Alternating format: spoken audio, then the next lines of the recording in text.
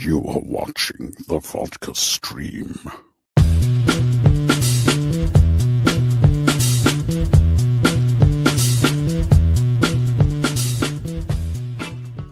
Yes, you are watching the Vodka stream. What's happening, everybody? Welcome. Turn that off for now. What is happening, everybody? We made it through another week. We're doing good. Hopefully, you're doing great. Trailer madness this week. I tell you what, man. So many trailers, so little time. Well, I guess there's plenty of time. They're not that long, right? They're trailers. But yeah, plenty to talk about when it comes to at least the trailers. So cheers, guys. Welcome to another Friday. Let's see. Got to turn on some of that music. Where are we at here? A little background. There we go. Cheers. Oh. How we doing out there? Talk to me. How was your week? How's everything going? Huh? We got Gilmer right here. Cute dog in your picture. Even more surprising than Cavill for me was seeing Anthony Starr. It was a bit, I didn't even see that version. That's interesting. I just saw the Cavill version. Mr. Daniels, what's happening? Sorry to hear Love Hurts wasn't that good. Yeah, I'll talk about that. But I'm sure it won't hurt Ki Kwan after the comeback he's had. Well, I mean, it might not, I'll talk about it a little bit more. Shano, what's happening? Howdy. Welcome to the first Friday stream of February, right? We're in February. What the hell? We got Geki TV. What is going on? Good to see you. Good to see you. Let's see who else we got. We got Eleanor right here. Happy Friday and to Saturday, of course. We got Draven right here. Yo, what is happening? Good to see you, sir. Cheers to you. And of course, we got RJ right here as well. Good to see you guys. All right. Who else we got? Versus Seed. What's happening? Good, sir. Good to see you. Oh. Good to see ya. Good to see everybody right here.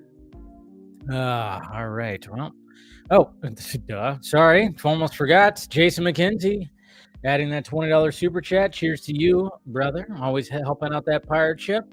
Good to see you. And tonight's stream, of course, is brought to you by Jacob Salas, who, of course, shows up in the chat every now and again. Mr. Jacob, if you're out there, happy to have you as my executive producer this week. So great to see you. We got Phil right here as well. We got Javier. Happy Friday. What are we drinking tonight? I got my little vodka spritzer right there. Vodka and sparkling water. Not too shabby, but let's see. Shano, hey Dave, have you recently viewed Smurfs 25? You know what? I did not, because now this July movie season is going to be 4 films. Oh yeah, I forgot that's also coming out. I don't know. I watched the Smurfs when I was a kid. I did watch the Smurfs when I was a kid, but obviously I don't really have any desire. I don't even think I saw any of the modern day Smurfs movies. Wasn't there like 2 other ones that came out also? And this one's all about the Lady Smurf, which of course is Rihanna. I didn't even bother. I was like, nah, I'm not even gonna check it out, because most likely I'm gonna think it's not that great. And then when I tweet about it, not looking so great, I'm gonna get those those same people in my mentions going, "It's for kids, Dave. It's for kids." But yeah, I get that. But at the same time, the Smurfs were around before I was even born, so they're still trying to capture a little bit of nostalgia when it comes to adults. That's what I always love, though. It's for kids. I'm like, well, I think they want the parents to have a good time too. I don't know. That's just me, but yeah, I mean, the Smurfs are also going to be there too. Who knows? I don't know. I don't see it being like, when it comes to the July movies, it being like a huge factor. But then again, who knows? Wouldn't that be crazy if the Smurfs ended up doing better than some of the other movies? That'd be insane. That would actually be insane. We got Rhea in here. Happy Friday. Good to see you, Rhea. Well, pictures from your trip. That was pretty awesome. Chuck, what's happening? July can't get here. I know, right? July will be here before we know it, guys. It's going to be pretty crazy. Pretty crazy. We got Axel also here as well. Good to see you guys. You guys are awesome. Thanks for joining. And the Critics' Choice Awards are happening right now, and yeah, I mean, the big ones were mainly. Let's see. The big ones were mainly. Let's see. Demi Moore just won. Let's see. Right now, Wicked and Amelia Perez are tied for 3 wins apiece. That's right. Amelia Perez. Even after all the controversy and everything, and people going, "What the hell is this movie? This movie's not that great." It's still winning awards. Zoe Saldana, she won. Which, I guess if I had to pick which actress gave the best performance in that movie, I guess Zoe Saldana, although the musical elements and all the musical scenes that she was in, which were most of them, were god fucking awful, but hey, whatever, it's fine, it's perfectly fine, nothing wrong with that. So yeah, but that's what's happening right now. Wicked, I still haven't seen Wicked. That's gonna be probably like I said, I've been trying to watch all the Best Picture noms. I'll try to get to that maybe this weekend. Maybe, I don't know. We'll see what happens when it comes to that. But hey, the Penguin won. Colin Farrell and Kristen Miliani won. So that's always great. We got Mr. Balga right here. Good evening. Yes, 2025 movie season presents 2 questions. What will the first $1 billion movie? Yeah, what will be the first $1 billion movie? Will Avatar for the hat trick? That's what I'm very curious about too. That's what I'm very curious about. Salud, Mr. Trevino. What's happening? Barely leaving work, but I have a local comic book show tomorrow morning, so I'll be fine once I'm comic book shopping tomorrow. So there you go. I'm gonna do some comic book shopping. It's good stuff. Good stuff. I know. I gotta catch up on some books as well, but yeah, the critics. Demi Moore, like I said, she won. Seems like she's sweeping it up. So Demi Moore is gonna win her Oscar for sure. Oscar is not happening till next month, right? I'm very much looking forward to it. I don't know if you guys saw they released a poster of Conan O'Brien. Conan O'Brien's hosting it. Of course, Conan O'Brien has his legendary, iconic hair that he has, his Bob's Big Boy hair that he's had for, well, pretty much I guess you could say his entire life.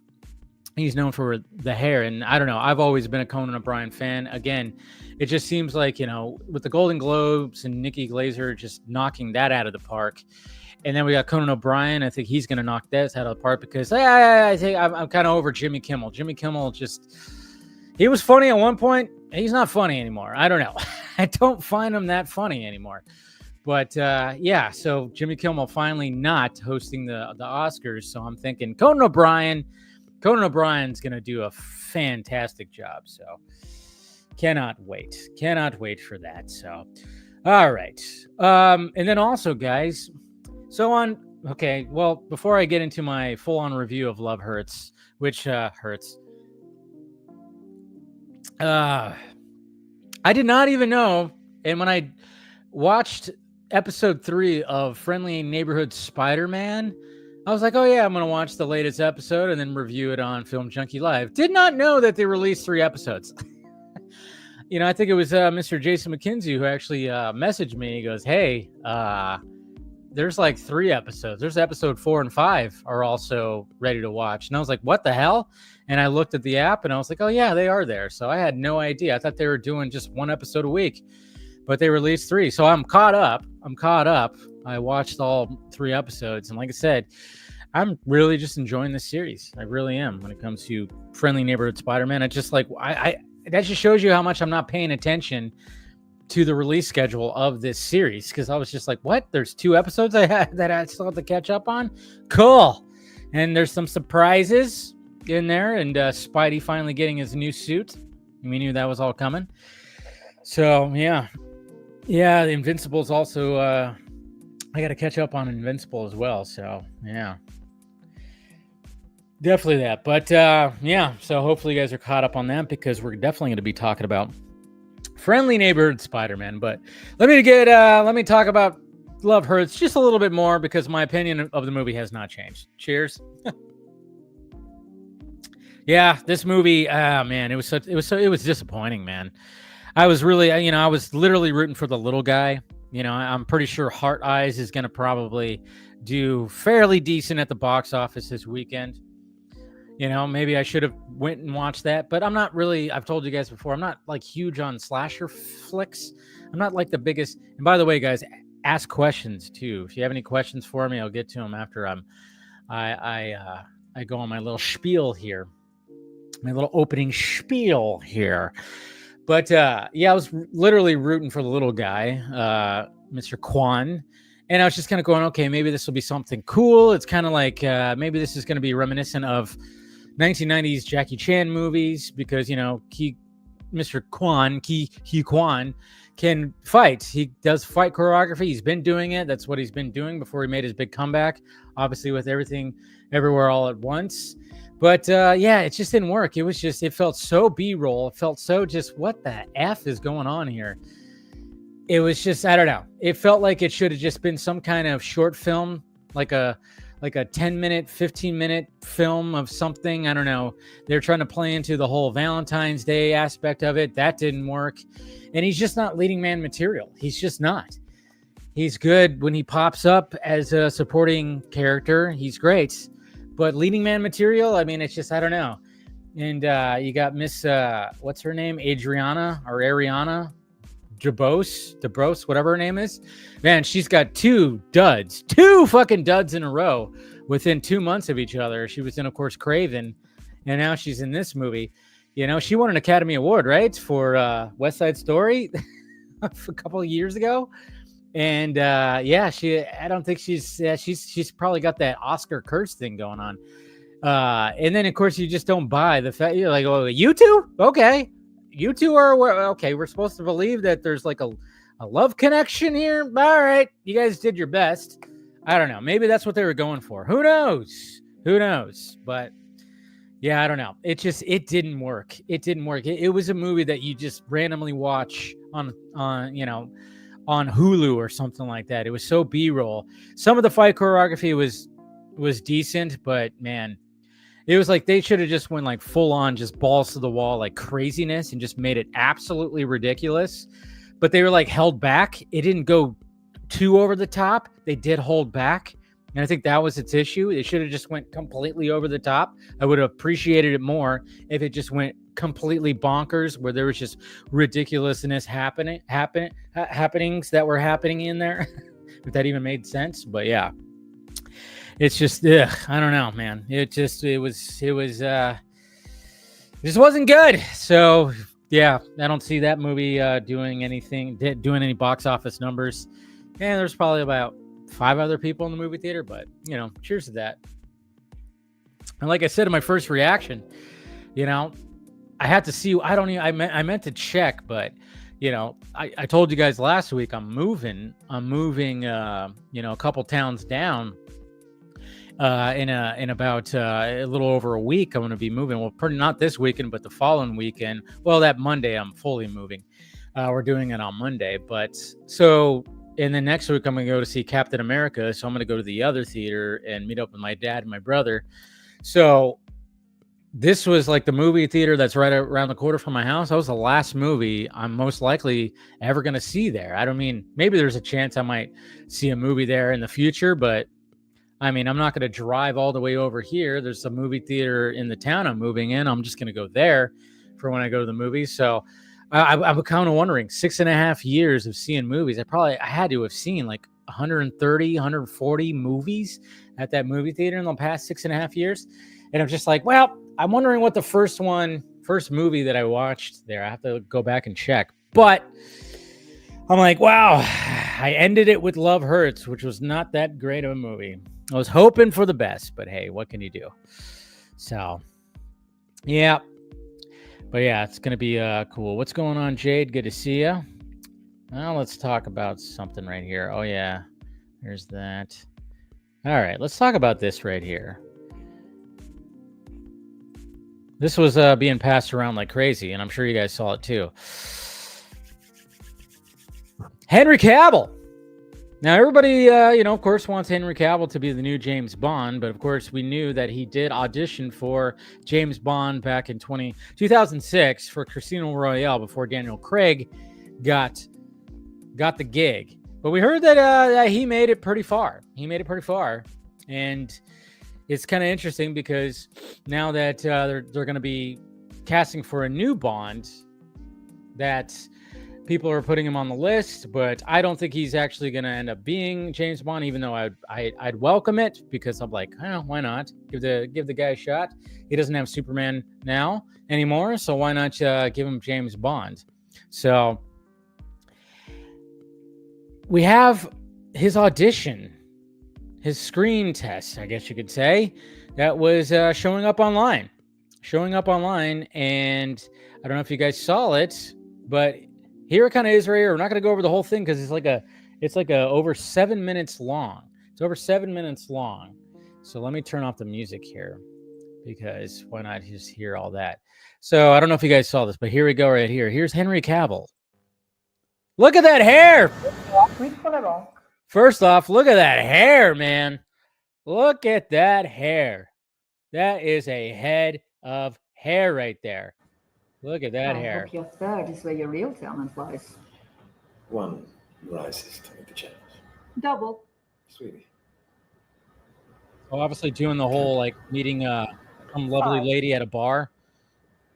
6. Bank loses. Enjoy it while it lasts. The very words I live by. So tell me, what are the words you live by? The trick is to quit while you're I ahead. can't get over the hair. I never learned that trick. Perhaps you'll show me how it's done. Vodka martini, shaken, not stirred. And you?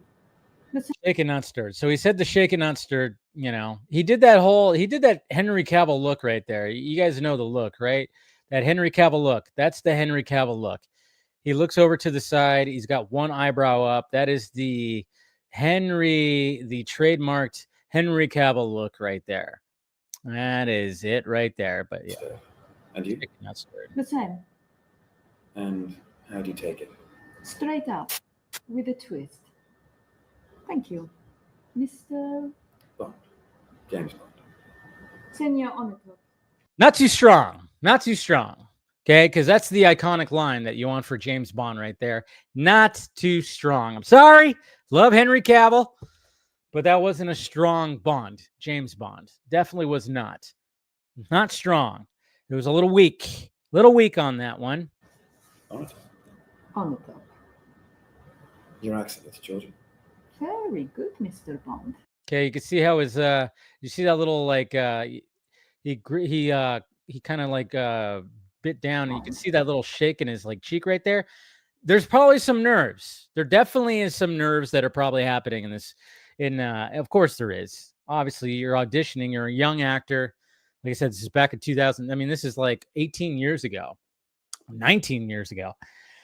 And you better believe that there's some nerves right there. So you could probably, he's probably trying to keep it together. And when you watch the entire thing, he does loosen up a little bit, because we're just watching like the opening. We're only a minute in, and you better believe that he is like inside. He's like, oh, definitely doing that.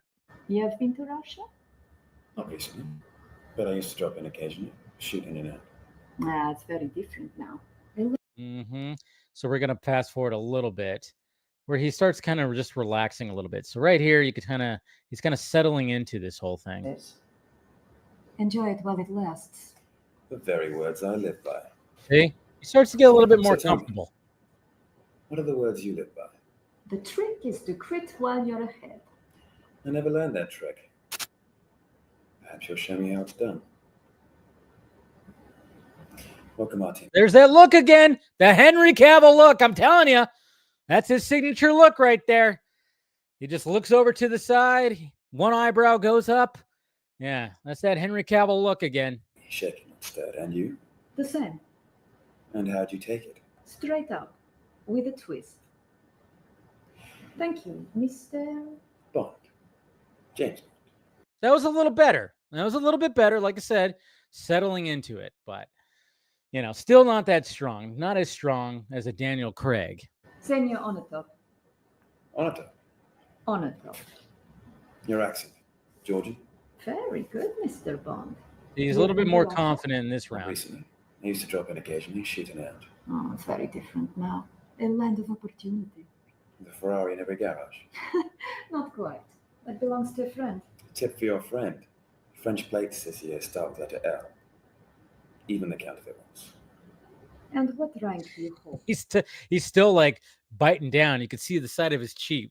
He's still trying to keep it together right there. I mean, I get it though. Nerves, In the man. motor vehicle department, Mr. Bond. Commander. Shall we go? This one is an admiral. I like a woman who enjoys pulling rank. All right, we can end it right there. We can end it right there. Could Henry Cavill do it now? Yeah, I think he could.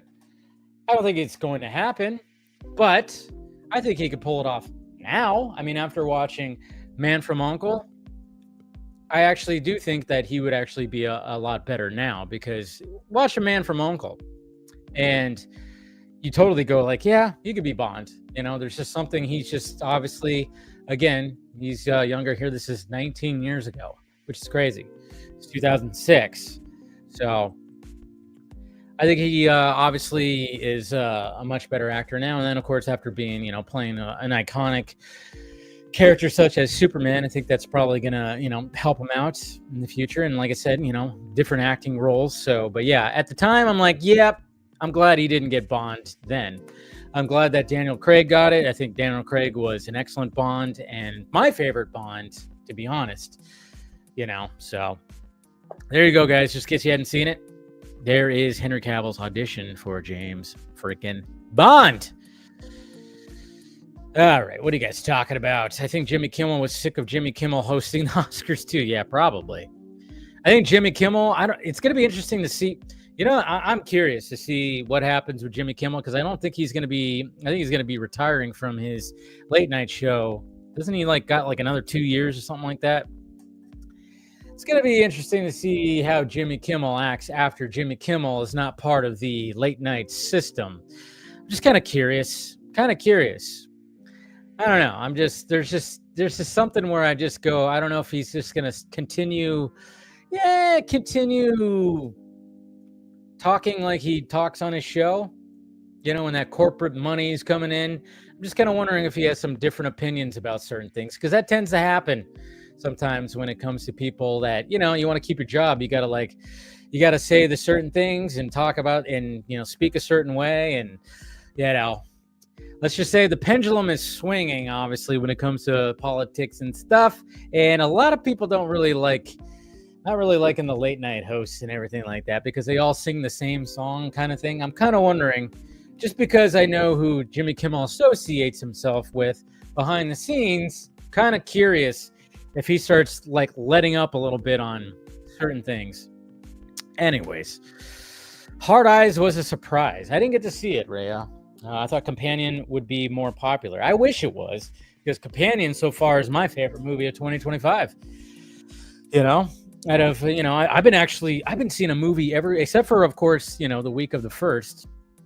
I didn't see a movie on January 2nd or whenever it was, but I've seen a movie since. I'm doing a really good job of seeing a movie a week.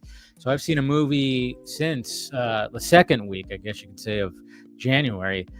And Companion was has been my favorite one so far. So I think of the 4 trailers released for movies come out in July, Smurfs was easily the worst. Good Lord, that movie looks awful. I know it's for kids, but it's not going to do anything. So what's going on, Jade? Good to see you, buddy. Do you have an AMC near you, Dave? I'm considering getting their AMC. Yeah, they were talking about that. There was kind of misleading headlines that said, oh, they raised the price, but it was actually, they actually made it a better deal. It's the price went up, but you can actually add another. I don't know the whole details, but they actually made it worth the while. I am not sure exactly. I just know there's a movie theater in the town that I'm moving to. I don't know if it's I don't even know what type of movie theater. It might be an AMC. If it is, I'm probably going to do that. I think it might be an AMC. I have to double check that, because all I did was I knew. I mean, obviously there's a movie theater in every town, and the town I'm moving to. Well, the town I'm moving to is connected to another town that's bigger, so it's kind of like they're both together. They're very close to each other. The town that I'm moving to is right next to the town that Mama Film Junkie lives in, actually. So, and I know there's a movie theater there. but I just don't know. I can't remember if it's an AMC. I think it's an AMC. I hope it is, because if that is the case, I'm definitely going to be taking advantage of the AMC Plus subscription. Anyone see what Rachel Brosnahan was wearing this week? Geez, you're talking about this week there, Clone Adventure. You're talking about tonight. You're talking about tonight's? Yes, very much so. And for those of you that did not see it, well, get ready, folks, because oh my God, Jason, holy daily planet. No, I didn't say planets, guys. You perverts, I did not. But yeah, Rachel Brosnahan at the Critics' Choice Awards was just looking stunning and boobalicious. Let's just say, holy crap. My God. Clark Kent doesn't stand a chance. Yeah. Very, very awesome right there. So she presented, I don't know what she presented. She did present an award. I don't know which one she presented, but my God. Yeah. She might be the hottest Lois Lane. I'm just saying. I don't know. She might have my vote as hottest Lois Lane actress, that's for sure. You doing a Vodka stream next week before your move, or is this the last? No, this won't be the last. I will be doing a Vodka stream before I move. Yeah, next week will be the last one in this apartment, because I'm moving that. I'll be moving next weekend, and so yeah. He should still be Bond. Yeah, but they're probably going to go for someone a little younger. Yeah, I think they want someone younger. Yeah, exactly there. So he looks, yeah, right? That'd be interesting. I don't know if he could, sound like Chris Cornell, but yeah, he does. He kind of has he did have a Chris Cornell look to him right there. He just needs to grow out, because Chris Cornell always usually had like a mustache goatee thing going on. If he just grew that out, shaved like the rest of the stubble and just had that, he could totally pull off Chris Cornell. What's going on, Jalen? Good to see you. It's probably BS, but I read that Henry Cavill talked to Lucasfilm. Who knows? Chuck, again, family members, friends, they send me shit all the time, and I go, that's not true. I always have to like 87% of the time, I just go, that's not true, because I'm like, I didn't hear anything like that. I mean, who knows? I'm not saying I'm always like all about it, but watching the audition tape, you can see why they went with Daniel Craig back in 2006. I think Cavill needed a few more movies. Yeah, he definitely did. Yeah, he can re-audition for sure. Whoever dropped the audition tape did Cavill dirty. I know. Am I going to get in trouble with that? I hope not. Well, I guess we'll see. I don't know. It just kind of just showed up. I think there was like a documentary. Isn't there a documentary about James Bond coming out? I thought this is the reason why. Am I wrong about that? I thought there was like some kind of documentary coming out. I don't know. We'll see. Hey, what's going on, Anna? Good to see you. We got Fear Jason right here, too. We got the Shadow Comics saying release the Ayer cut. Hey, if I could, I would. I don't have that power, sadly. I remember Jimmy Kimmel from The Man Show on Comedy Central. Pretty wild show. Yeah. Yes, exactly. And Jimmy Kimmel, yeah, I mean, of course you grow up and stuff like that. He's not the same Jimmy Kimmel. But, it's just, when you go back and go, hey, that Jimmy Kimmel was drastically different. Now, when you look at Adam Carolla, yeah, has grown up too and stuff like that. But there's a lot of things that Adam Carolla did not change. And they still hang out. They're still good buddies. And some people would say that Adam Carolla turned very right-leaning, but I've been listening to that guy forever. He has not. He just has the same opinions. Things shifted. But, that's what I kind of wondering. Because Adam Carolla, you'll never see Adam Carolla show up on the Jimmy Kimmel Show again. Even though he was a frequent guest, he will not show up on the Jimmy Kimmel Show ever again because of just in the last few years and how politics has been. But they still hang out. That's what's so funny. Again, Jimmy Kimmel has to pretend like he is because he's part of that machine. It's just all, it's all dumb. It's all dumb. Politics are dumb. I don't see Jimmy Kimmel leaving late now for a while, especially if he's getting paid a lot. Yeah, but I thought I heard that he might be retiring in a couple of years. I don't know. It's going to be interesting. About what you said about the things voiced in the trailer breakdown, I actually love that he has a normal voice. That's something in the yeah. You know what? I mean, I'll get used to it. I'll get used to it.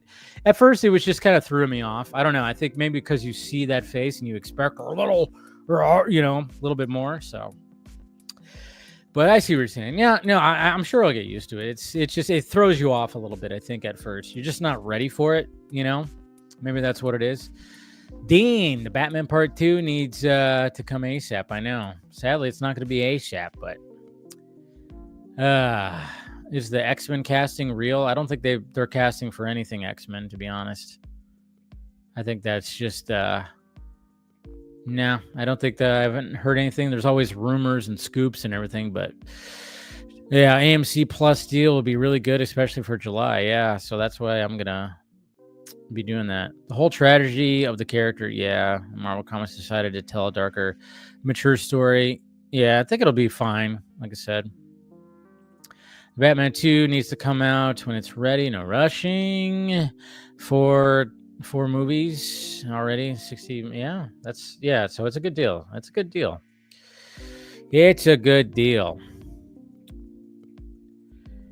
I know, right? Superman's a lucky man. I'm telling you, I'm just like, Jesus Christ.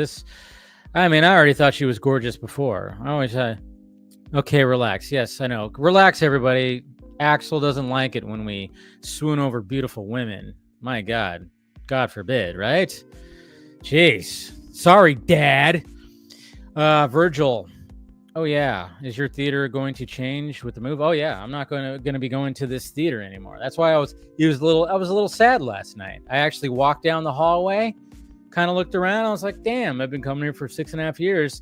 I don't know if I'll ever come back to this movie theater because I'm not going to drive all the way back. I'm going to go to a whole different one and everything. So. Yeah, see, I see you guys' reactions to her. Holy mother of, is it hot in here? Yeah, there it is. Motorboating time. She sure did present, if you know what I mean. Yeah, she did.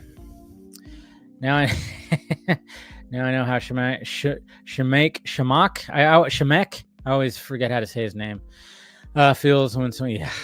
What's going on? Tony Movie, Chappie, D9 Neil Blomkamp fan. Good to see you. Michael Chiklis is still the best Ben Grimm. Well, we haven't seen the new movie yet, so I think you're already snapping into the decision before seeing the movie. Let's not do that. Seems like they're gearing up to have X-Men be the first Marvel movie after Secret Wars, which would be smart. Relaunch the MCU with the heaviest hitter. I know, that's what they need to do for sure. What was your experience with Andy Signar and thought on him as a person? What was my experience? We've kind of gone back and forth. There was one couple of times, when he was really being a fucking piece of shit. I called him out on certain things, and he's called me out on certain things. I remember like a long time ago, he actually invited me to come on his stream. I could not, and it wasn't because I didn't want to. I just could not.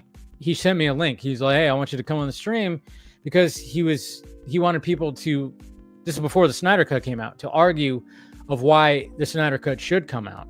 So he invited me, couldn't do it, but luckily Garza, you guys remember Garza ended up showing up and had a good conversation with him. So I thought that was good. But I'm not really too fond of the guy, but I mean, he does his thing. I do my thing. It's whatever. But anytime that I've like commented on certain things when it comes to him, some reason he does a lot of, God knows, he might even fucking he might even still be doing that. And me just saying this right now, he might comment on it down below, tomorrow, something like that. He's done that before. And then he blocked me on Twitter, of course. So I'm not fond of the guy. The guy's just a sleazebag, in my opinion. Andy Signar. Yeah, I think he's a bit of a sleaze. Who's your dream casting for I don't know about dream casting. I don't know, but I've been good on the Brandon Sklenar. I kind of like him. So now that you've seen all the trailers of the July movies, how would you rank them from best to worst? Well, I would probably, I would say Superman, Jurassic World, Fantastic Four, and Smurfs. I didn't even watch the Smurfs one. I didn't even watch the Smurfs one, to be honest. Let's see. Chickless does look better, though. I mean, but you could tell it's like a rubber. It didn't look like it was actual. Yeah, but it was cool. I like it was practical. I do like it's practical. I do like that they are going with the Jack Kirby look for the thing on this one. So, is it confirmed that it's a sneak peek or another trailer? No, it's not gonna. It's gonna be a sneak peek. It's gonna be strictly crypto. It's gonna be crypto. We're probably gonna get a full crypto scene. Or something like that. That clip or some more shots of crypto. There's going to be something. It's going to be crypto heavy, obviously, because it's the Puppy Bowl. Which, again, I think it's smart. I think it's pretty smart. I mean, like, yeah, don't have a trailer. They're going to do their own thing. They're bringing back the Puppy Bowl. And, who doesn't love puppies? Who doesn't love puppies? Henry Cavill used to do watch parties of other streamers like you and Enosh on Twitch and make fun of you guys. And you talked about Snyder stuff. It was really, okay. I did not know that. That's weird and creepy, but whatever you have to do for content, I don't care. I mean, I don't have people who worked under me, as in ladies, saying that, oh yeah, he sent me weird videos and weird pictures and stuff like that. I don't have that. And which is just disgusting and gross. He, he's a blob of a person, so I'm not. I like to actually take care of myself a little bit. So, yeah, he's just kind of, he's kind of a gross person. Like, just his personality when it comes to all that. So, I don't know. Will RDJ as Dr. Doom show up in Fantastic Four? I'm betting in a post-credit scene. Yeah, and I'm kind of wondering, too, one of the things I'm thinking about is, like, when it comes to the marketing for Fantastic Four, do they put him in the marketing? Does it get to a point where they have to be like, well, we gotta tease him in the marketing to help it out? So, Andy now banking hard on Blake Lively. Of course, that's what he likes to do. He went hard on the whole Johnny Depp and Amber Heard thing, so naturally he's going to be doing that. That's just that's his whole shtick right there. That's just his whole shtick right there, is like to do that. Like I said, he's not a genuine person. That's pretty much what I'm saying. And then it's just now that I just like, wow, he actually used to do that on Twitch. I'm like, what the fuck? I mean, that's just crazy. So now it's warranted that I call him a fucking gross, disgusting person. He's not authentic, and there's a reason why he keeps it keeps coming out that he's a fucking creep. It all makes sense. It all makes sense. It's just the way it is, though. But he's been around for a bit, at least. So I'd be shocked if it. Yeah, could be. Hey, we got Belle Reeve right here. Good to see ya. Nice to see ya. That's a cool profile picture, too. Lots of gross people in the fandom. Yeah, there's just gross people everywhere in the fandom. It's just the way it is. It's just the way it is. I don't like puppies or dogs. I had bad experiences with them back in my school days. Even puppies? Like cute little puppies? You had bad experience with puppies? If they put RDJ in the trailer, that will show complete lack of faith. That's what I'm kind of wondering. So I really hope, I know. I just that's what I'm wondering. That's what I'm wondering. Thank you, Dean. Much appreciated. The Fantastic Four trailer got 202 million views in 24 hours without Doom. Yeah, they don't need it. No, hopefully they don't need it. Didn't I see some people trying to say that it was better than Superman, even though Superman got more views? because there's like those people out there that just desperately want Superman to die a cold death. I don't know. It's just so funny. It's like when you make it so painfully obvious that you are super biased to the new Superman movie, and you call yourself a DC fan too. It's like you could be a DC fan and just not comment on it. Again, I always appreciate the Snyder fans who don't like James Gunn and don't like what's going on with the DCU, just not really comment on it. Those ones are the real champions because they know. Because when it came to the whole Snyder Cut movement, it was like, okay, it's not about this, it's not about that. It's about the artist getting his work out there. Some of these other fuckers, especially the ones with YouTube channels that just sound like miserable assholes. They missed that. They missed the message of all that. And now that they're not getting what they want, they're acting like children. It's so fucking weird. It's weird. I know there was a video of John Campea being passed around where he was basically telling like these guys. It's kind of been funny because I saw like because what I like, I might have my grievances when it comes to like Campea, and Grace Randolph, of course, good old Grace. But I respect them for getting to where they're at. I respect them because they built up their audience. They built up their brand. I might disagree with certain things and whatever. And what's been kind of great is like they're not like taking a side. They push back from what they're seeing when it comes to DCU and James Gunn. They've put their grievances when it comes to that. But then they'll switch it right around. And then it's funny because like super diehard Snyder fans will be like, hey, yeah, they'll champion them. Look, they're on our side. And then like Grace said, the Superman trailer looks better than the Fantastic Four trailer. And then Campea was, he in one of his recent shows, he said like, these guys need to get over it and move on. I get it. You don't like what's going on. I might not like what's going on either, but you just move on. It's just, he said move on. I know some of the guys don't like that, but it's like, hey, there's nothing wrong with that. You don't have to like what's going on. There's all kinds of content out there. There's shows, there's movies. What's going on this ad service? You see the new Severance? No, I haven't seen Severance, the new Severance. I'm going to watch that tomorrow. That's like my Saturday thing. I wake up, I start nurturing the hangover a little bit if I have a little bit of a hangover because obviously, doing this and drinking happens. So I nurture the hangover, kind of, do my whole little like remedies for that, and I plop on the couch and I watch the new episode. So did a dog eat your homework? As a Snyder fan, I'm disgusted at how the fandom is trashing Superman. I already took the day off to see. Yeah, see, that's good. There's nothing wrong with that. Nothing wrong with that, man. Jalen, Dave, do you think the Superman fandom will be better after a Superman movie? I just hate seeing the constant discourse over and over again. I don't know. I don't know if the discourse is ever going to go away. To be honest, it just, like I said, it's worse now. The discourse is worse now than it was a decade ago when we were defending Zack. Now I'm defending defending Gunn and his Superman. It's like, and it's just worse now because social media is just bigger now.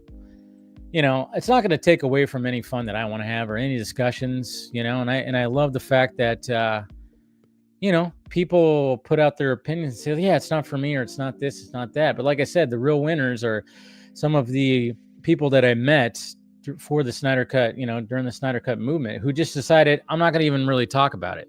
And they talk about other movies. They talk about the shit that they like, but then you got some of these guys that all they do is talk about the same fucking 3 movies, which is fine.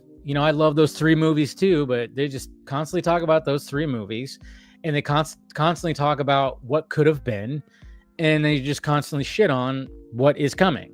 And I'm like, I don't know. I like talking. I like being more positive about things. So as a Snyder fan and DC fan, it's hard for me to move on from the masterpiece universe we once had. It's like going from gold to bronze, maybe silver. We shall see. See, but that's a good approach to take, Bell. You're still going to give it a chance. There's nothing wrong with that. Like I said, it's just, Yeah, it's just interesting when it's just like a constant, man. I mean, it's like that's all you're going to talk about. Hypothetically, if you're casting the next James Bond, who's your pick to... I hope they just pick an unknown. I don't really have a pick, honestly. I can't really think of one. Just pick an unknown that's just going to be a cool, Bond. I think from what I heard, they're going to go back to the more campier Bond, which is going to be interesting to see. And I'm saying, like, why not? Go back to the gadget crazy campier Bond. Perfectly fine by me. That's the rumor. I don't know if there's anything truth about that. I mean, I think when it came to Daniel Craig, it was more of like, okay, you're Bond. You're kind of like we're going to show you become James Bond, which they do in Casino Royale. You see him get the 00 status. So he's, not young, obviously, but he was just like a badass. It was a fairly more grounded Bond, not fully grounded, but so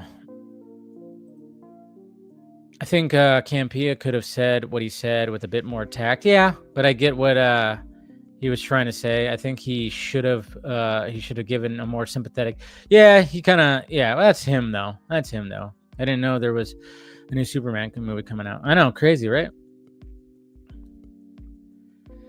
Let's see. Unhealthy. Let's see. Oh, you're streaming next Friday. You're gonna rival me there, Bell. You can join the Vodka stream, maybe. Let's see. End of the day, people just gotta chill. Yeah, it's all just fun. It's all cape shit. It's all fun stuff. You think Avengers: Secret Wars or Doomsday can crack $1 billion? Yeah, those ones definitely have potential to crack $1 billion. I think they really do. So those definitely have potential of cracking $1 billion because they're Avengers movies. So they have the history of cracking $1 billion. Especially the last one, 2 billion. So yeah, they definitely can. So all right, let's go ahead and turn off the music. Start inviting some peeps on here. Get some discussions going. Oh, thank you guys, of course, for talking with me a little bit. You guys are awesome as per usual. Cheers to you. Always great times. First off, hey, what's going on, Mr. Balga? Hello, sir. How are you? Oh, I'm doing good. Did not realize that Disney Plus went ahead and dropped 3 episodes of Spider-Man this week. I was like, what the F? I did not see that. I don't know how I missed that. And I just was like, oh, episode 3, and let me review it. And then I'm like, wait, there's 2 more I could have talked about too. Whoops. Yeah, they play a little fast and loose with their animation. I think I want to say even X-Men 97, I think they did the first 2 episodes. They did like 2 episodes here and there. And then this was, What If was 1 episode a day during the holidays. Oh, yeah. So, I mean, I guess they can because there's more of them. It's not like a show where it's limited. I don't know how many episodes of Spider-Man there's supposed to be. I think there's 11, so there's 3 more next week. So they're kind of doing it like arcs, which I think is smart for it being like a 20-minute-ish show. It makes sense. Yeah, it makes just sense. gives a little kind of full arc at that point. But so there'll be 3 more next week, and then 2 more to conclude the first season. And that's killing my co-host and I next week because we've got to do that. We're probably going to have a Thunderbolts trailer, so we've got to do 1 episode of that. And then we've got, Captain America. So yeah, you're double gonna be dose busy. of Marvel Alliance next week. Yep, there you go. You heard it here, folks. You heard it here. Content, I'm not gonna complain about content. You can't complain about content. It's always fun when that happens, And then, of course, I saw with the Geekverse, good old Travis made his little comeback. Can't keep a good guy down, can you? I think I remember, after hearing all that, I think I asked you, I was like, what's going on with all that? And you said, let Travis tell you that. Yeah. And then I was like, when you said that, I didn't pry. I didn't. Phil said 10 episodes. Sorry. Oh, it's 10 episodes. Yeah. Yeah. And speaking of Phil, there he is right there, rocking the Fantastic Four shirt. Love it. That's right. Yeah. Most anticipated movie of the summer for me. That's good. Most Nothing wrong with that. Oh yeah. Mine's 100%. still Mission Impossible. Hey, Mine's still Mission Impossible. That's the biggest one for me. I mean, of course, I'm I'm looking forward to all of it. But Mission Impossible, I'm like, shoot that in my fucking veins right now. Hey, it's okay to like them all, right? Mm-hmm. Nothing wrong with that. But yeah, Travis, going back to Travis, when you said like I'll let him, I was like, this motherfucker is gonna do something. I was like, there's no way he's just walking away and like, oh yeah. When I saw the tweet from the Geek First Twitter handle, like, yeah, he didn't re-sign or whatever the fuck. I'm like, yeah, and then I just started putting it together. I'm like, nah, he's taking a break. He just had some twins, obviously, And I was like, and then sure enough, oh yeah, there it is. So I even, I might have hit him up tonight, like send him a little gif, like, hey buddy. But he's busy. So he'll come back onto the Vodka stream when he's good and ready for sure to have some conversations. But yeah, good times over there. It's all part of the plan. All part of the plan. Yeah, we love Travis. But good to see you, Phil, too. Did you do your show tonight? Of course I did. Of course. Yeah. Sorry. Talked about I was catching up on Spider-Man, or else I would have tuned in. I was like, fuck, I didn't know there was 2 more episodes I had to watch, so I was catching up on that. Yeah. I watched those last night. I didn't even watch them on Wednesday because I was hosting Council of Creators on Wednesday. Yes, that's right, because Jordan didn't do it. Yeah. He's on a sabbatical. He's on his own break. I saw that. I saw that he's taking some time off. Hey. Yeah. Whatever he needs to do, get a clear head. Sometimes this shit can get overwhelming, and then when life gets overwhelming, take a break. And we all need it. Jordan was on last Friday, which was good. It was great talking to him again. He hadn't been on for a bit, but yeah, I know. Like he's, like I said, sometimes you gotta take a break. Sometimes, usually with me, if I want to take a break, it's a day. Then I start getting antsy again. I'm like, nah, I'm okay. That's why I'm trying to treat my Saturdays. Of like, all right, wake up, check some things, and then just plop on your couch, watch some shows, man. You got so many shows. And that's why I've been keeping up with Severance every week because I love that show so much.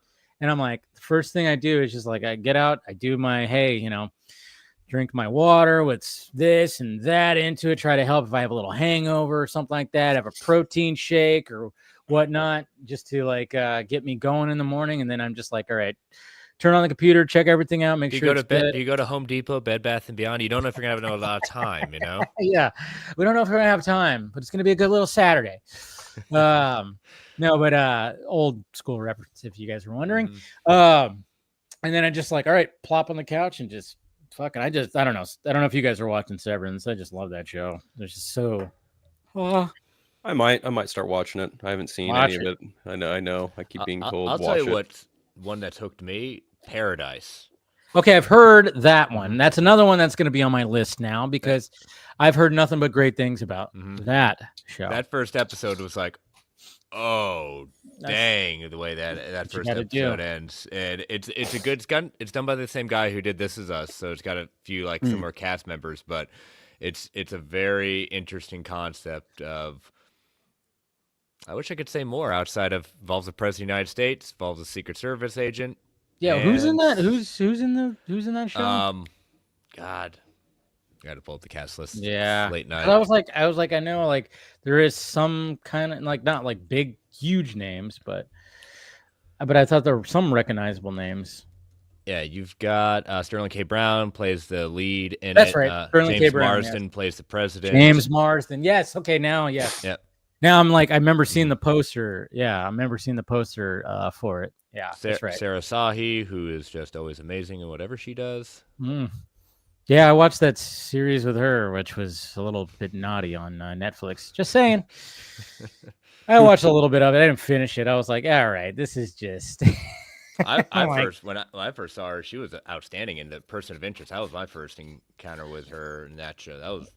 Yeah, solid. And then of course she was in Black Adam, right? She was the woman in Black Adam. She was the. Do we call it a interest or? Oh, love interest. She was Isis, right? Well, she's the character that's supposed to become. There we go. Yeah, leading up to coming Isis. soon. Black Adam 2. the the cinematic universe is about to be rocked. Yeah, it's about to be rocked. Yeah, no, but she's great. Yeah, I'm gonna have to check that out too because I've heard nothing but good things about that. But yeah, but shows I'm just keeping up with is Severance and Spider-Man, I guess you could say. So nothing wrong with that. But like when it comes to this Spider-Man, I mean, I'm enjoying it. Like you said, it's kind of cool that they are doing like, hey, we're gonna release these episodes because they all kind of work together. Because obviously, last week, and we'll be talking about some spoilers for anybody who hasn't seen them. Obviously we know that Norman Osborn knows who Spider-Man is. Harry doesn't know yet. And then it's just kind of interesting that Norman's like the desk guy, the guy at the desk, whatever the hell what's that term? Guy at the chair. How many episodes have you watched? Oh, I'm caught up. Oh, okay.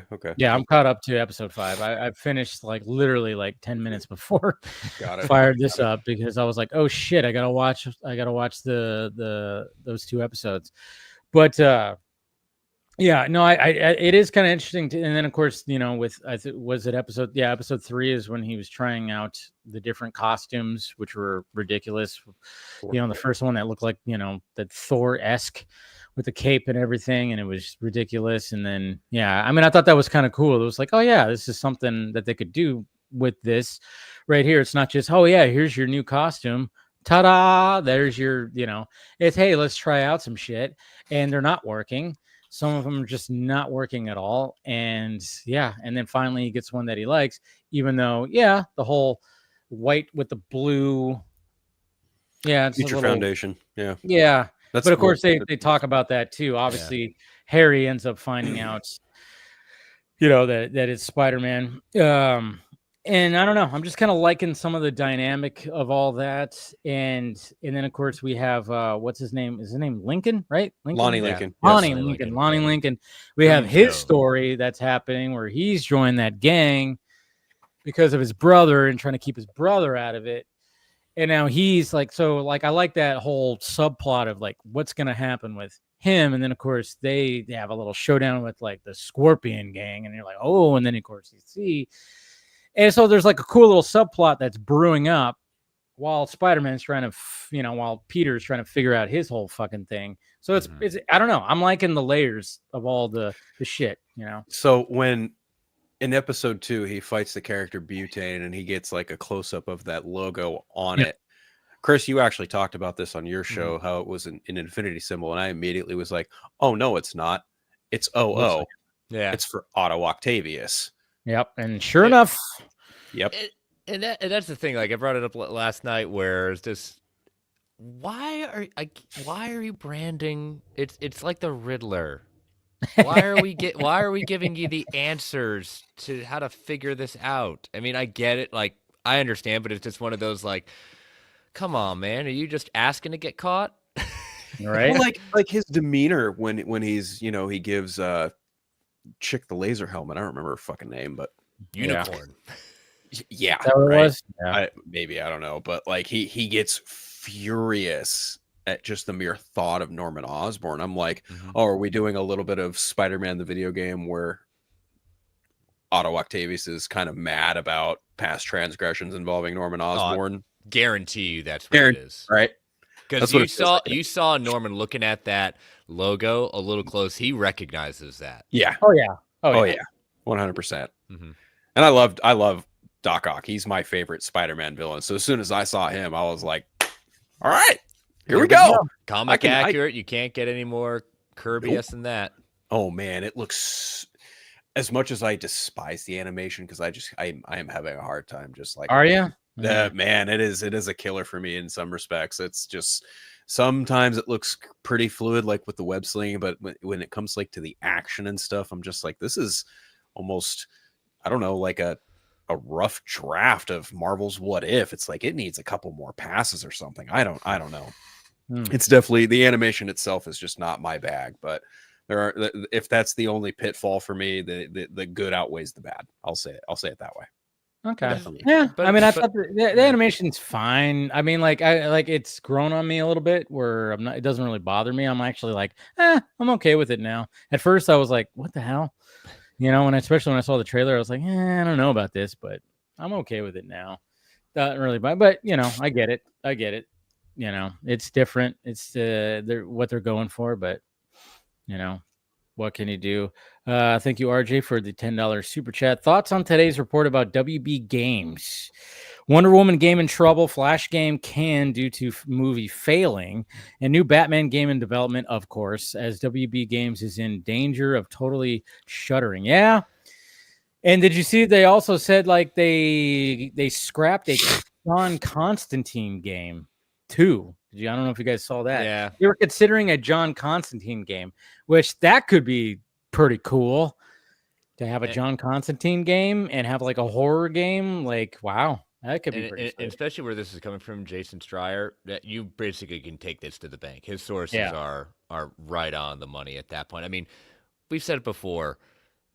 You are sitting on an IP that can literally print you money, and the problem, what happened was they banked hard on the Suicide Squad.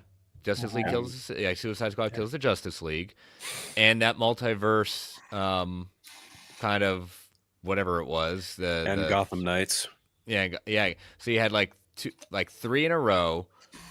Multiverse is shutting down. Yep. And so the Suicide Squad killed the Justice League, epic fail. And then you had, like you said, Gotham Knights, which was supposed to be like it had potential, and then we saw what it really was. I know some people liked it, but I'm not even paying $3 to even I took a demo of it, and it just wasn't for me. The gameplay in that game is just absolutely dog water. It's not fun at all. Mm-hmm. Like just from a pure gameplay standpoint. And I think there's a much larger conversation to be had about the development of video games too, because it's becoming increasingly more expensive in the day and age of just paying actors, like motion capture actors, to do all of this stuff.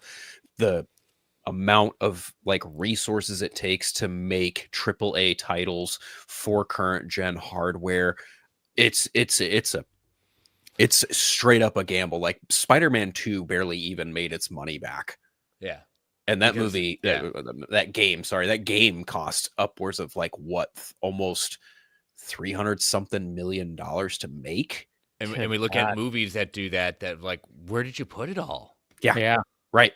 Exactly. And again, like it leads to a much larger conversation just about the production of video games as a whole. Like the entire industry itself is just a giant clusterfuck. And to Chris's point, like Warner Brothers has literally the entire DC catalog at their disposal. Problem is like, does Warner Brothers games even have not only the capital, but do they have the time? Do they have the people to invest in any of this stuff or even come up with something coherent? I mean, Monolith is working on a Wonder Woman game, but if it's still years out, it's even further. They said it's even further out than they originally participated. Like you said, even if it happens. Yeah, wasn't it announced in like 2017 or some shit? It was announced sometime after that, right around the second Wonder Woman movie. Okay, yeah, it wasn't too long ago, but it wasn't like super long ago. And the thing is like a long development cycle on a game like that, especially from a company like Monolith, you're either gonna wind up with something pretty great if they fine tune it and work their ass off on it, or you wind up with something like Suicide Squad kills the Justice League. Yeah, it's tough. It's a really and then of course when they say like there's a Batman game coming, it's like, well, yeah, that's easy money right there, right? Because Batman always seems to sell. But at the same time, it's like, like I said, Gotham Knights was like they were trying to be like, hey, this is something different. Batman's dead. Hey, let's try to do it like this, and it just didn't quite land. I don't know. It's going to be interesting to. Well, they also announced, Warner Brothers also announced that I just saw this today, or I just heard this today. Apparently, Hogwarts Legacy 2 is happening. Oh yeah, that's a given. Like that that game made money, and it's really well done. It's really well received. So it's like, of course, continue the trend. But I mean, like you said, you got one winner out of how much loss that had to do the other games. I mean, now even look at Ubisoft. They're gonna live and die by this next Assassin's Creed game. If that doesn't land, another gaming pretty much is probably going to go under. Yep. Yeah. And you look at all these indie developers, and look at even like where a lot of some studios who are doing really well are taking from your gaming reporters. Like we knock IGN a lot, but how many of them have left to go on to gaming studios and actually have had pretty successful careers? Yeah. Going and actually assisting because they understand the industry. They can understand like what's really going on and putting that out there. Honestly, I think what they should do, and by they I mean Warner Brothers Games, they should consider licensing out some of this stuff to indie developers. Mm-hmm. I saw somebody today. He's like a big he's like a content creator who talks a lot about games and stuff like that. He's very popular. I forgot what his name is because I'm not in that world. Mm-hmm. But I saw somebody retweet it, and he basically was like, he did a stream or a video. It was just like a clip from something, or he posted a video where he's just like, James Gunn, let's have lunch. I will. Oh yeah, Greg from Kind of Funny. There you go. Oh, Game Over Greggy. Yeah, he's cool people. He basically was like, hey, I will let you know what you need to do because Warner Brothers Games has been shit for so long. It's not like it's your fault. It's been like this forever. Let's have lunch. I can give you some ideas. And I was like, maybe he should. I was like, because I started looking at like, this guy has 1 million followers. You know? Well, he's been on since the ground floor of IGN and earlier. Like, okay, so he is from IGN. Okay. Well, he originally from IGN. He left and founded Kind of Funny. It's an 11-person operation, and they're one of the most popular gaming news sources out there. So there you go. We got Andy showing up. What's up, Andy? Hey yo, how's it going? Interesting sly look you got there. I've had a very shitty week. Lip can attest to that, so I am not very camera friendly today. But hey, this guy is pretty hot, so why not? You know, I always throw him up on display. That's right. He's a big, huge stud. Yeah. But how's everyone doing tonight? Happy Friday. Happy Friday. Pretty good. How you doing? I'm hanging in there. It will get better eventually, but yeah, and I thought I would stop by tonight, and people are bitching about trailers. We can't be happy anymore. Like that's what we're doing. Were we ever happy? Yeah, are people ever happy? No. I'm happy when I'm with you guys. So happiness is possible. It is possible. It is possible, but I mean, let's face it. But it was a cool. I loved it. I loved how many trailers we got this week. It's not even Super Bowl Sunday yet, so it's like we have more things coming up. Yeah, well, I mean, that's the thing. Is like we'll probably get some other TV spots and who knows what. But I think like nowadays, again, like I think we talked about this a little bit last week, was they tend to just release things beforehand now. I don't know. It's like they're like, hey, let's build it up already. And then I'm sure we're going to see a Fantastic Four and a Jurassic World 30-second TV spot. And then it's going to say, watch the full trailer online. Obviously, we got the Puppy Bowl thing that's happening with Superman. And then they'll probably be like, yeah, watch the full trailer. It's online. Of course, that's been online for a month and a half now, almost 2 months. So, yeah, it's just kind of interesting, like how everything's being played right now. But wait, the new thing that's playing on Sunday for Super Bowl, man, it's Puppy Bowl. That's still going to be new, though. Yeah, I don't know exactly what it's gonna be, but I know it has to do with like puppy adoption. They're gonna be doing, obviously, because James Gunn posted that video today, and I'm sure there's gonna be like a little sneak peek of and it's probably gonna be the crypto scene. Maybe they'll just drop like a longer little clip of him dragging Superman, or maybe there'll be another clip. It's going to be something interesting. It's going to be early. It's not even going to be. It's going to be before the game. It's going to be on Animal Planet. You can watch it on all the various channels that Warner Brothers has, like True TV, TNT, TBS. I don't know exactly. That's a lot of channels. Yeah, they own a lot. Or you can just watch it on Max, which is what I'll just throw on. It's going to be at 11 o'clock my time, so Pacific time, 11 o'clock. That's when that starts. Yarp. So, yeah, should be. You guys were talking about the video games thing, because I was reading a little about that today, and I kind of like. I'm up in arms with this studio about so many other things, but for the longest time, like, you know, with the Batman Arkham games, like they had games seemingly under control, and now I cannot believe that we're in this period where, like, you're telling me that 4 years has passed, you spent over $100 million on Wonder Woman, and you rebooted it. It's like The thing is, like, because I think it was Lip who said it, that does WB Games have even the time or the resources?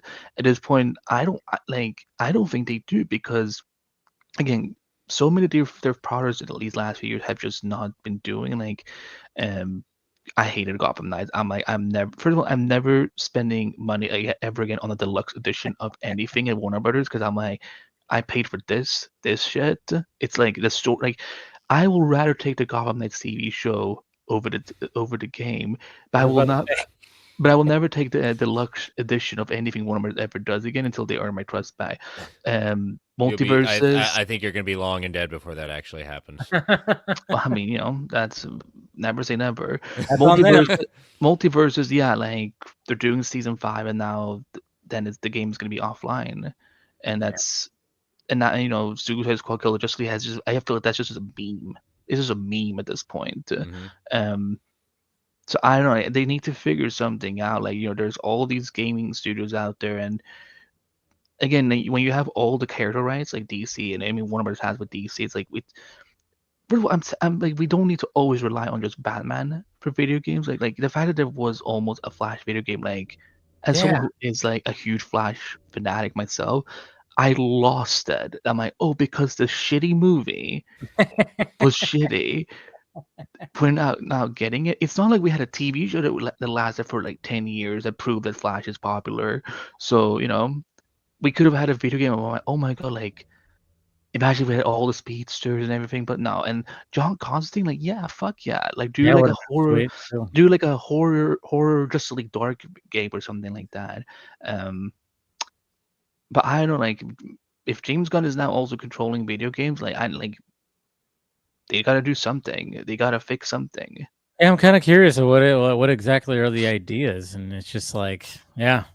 I mean, like, again, that Wonder Woman game, yeah, like I think you said, like 2020 and 2021, you guys were saying. And it's just like, it felt like it was so much longer ago. I was like, I thought they announced that game like it was a decade ago. It felt like almost at one point. But it's just like, yeah, what happened with that? It's like, I don't know. I don't know a lot about. I'm not a gamer, so I don't know like when it comes to like gaming news and how long all this stuff goes and what the hell. It's just so weird. It's like, they obviously, the Arkham games I played, not all of them, but I played like the first 3 games, loved them, and it was like, yeah, easy to do something like that with Batman. So it's like, all right. So I remember playing the Nintendo 64 Superman game, which was so awful, but it was something, because it was literally just Superman flying through rings. You were just going and flying through rings and trying to get other things. There was nothing crime fighting at all. It was so bad. It was so bad, but it was cool. And they have yet to crack a good Superman game, solo game. Yeah. Well, actually, I will say that even though I despise the movie with all of my fiber and existence, I did like the Superman Returns video game. Like, that was actually, it was a Superman Returns video game. Yeah. Lip, do you think that Superman game from Nintendo 64 is on the Switch? No, I don't give a shit. So I couldn't tell you. I don't think so. No, and as far as the library is concerned, no. They as far as I know, they don't put garbage games on the library. So yeah, that, because there was no point to that game but just to fly through rings and weird shit. It was so bad. Like, I don't even remember the point of that. So I wouldn't be surprised if they were like, no, we're not gonna put that one in there.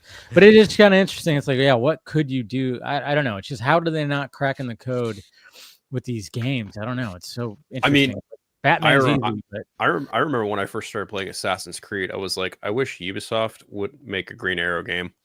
Oh, that, yeah. Oh, yeah. Yep. Yeah. Yep. And they still haven't done it. So is there a world where Warner Brothers and Ubisoft could collab or something like that, or would it be like too complicated? I mean, it's not out of the realm of possibility. I don't think it would be. I think it would just be a matter of licensing more than anything.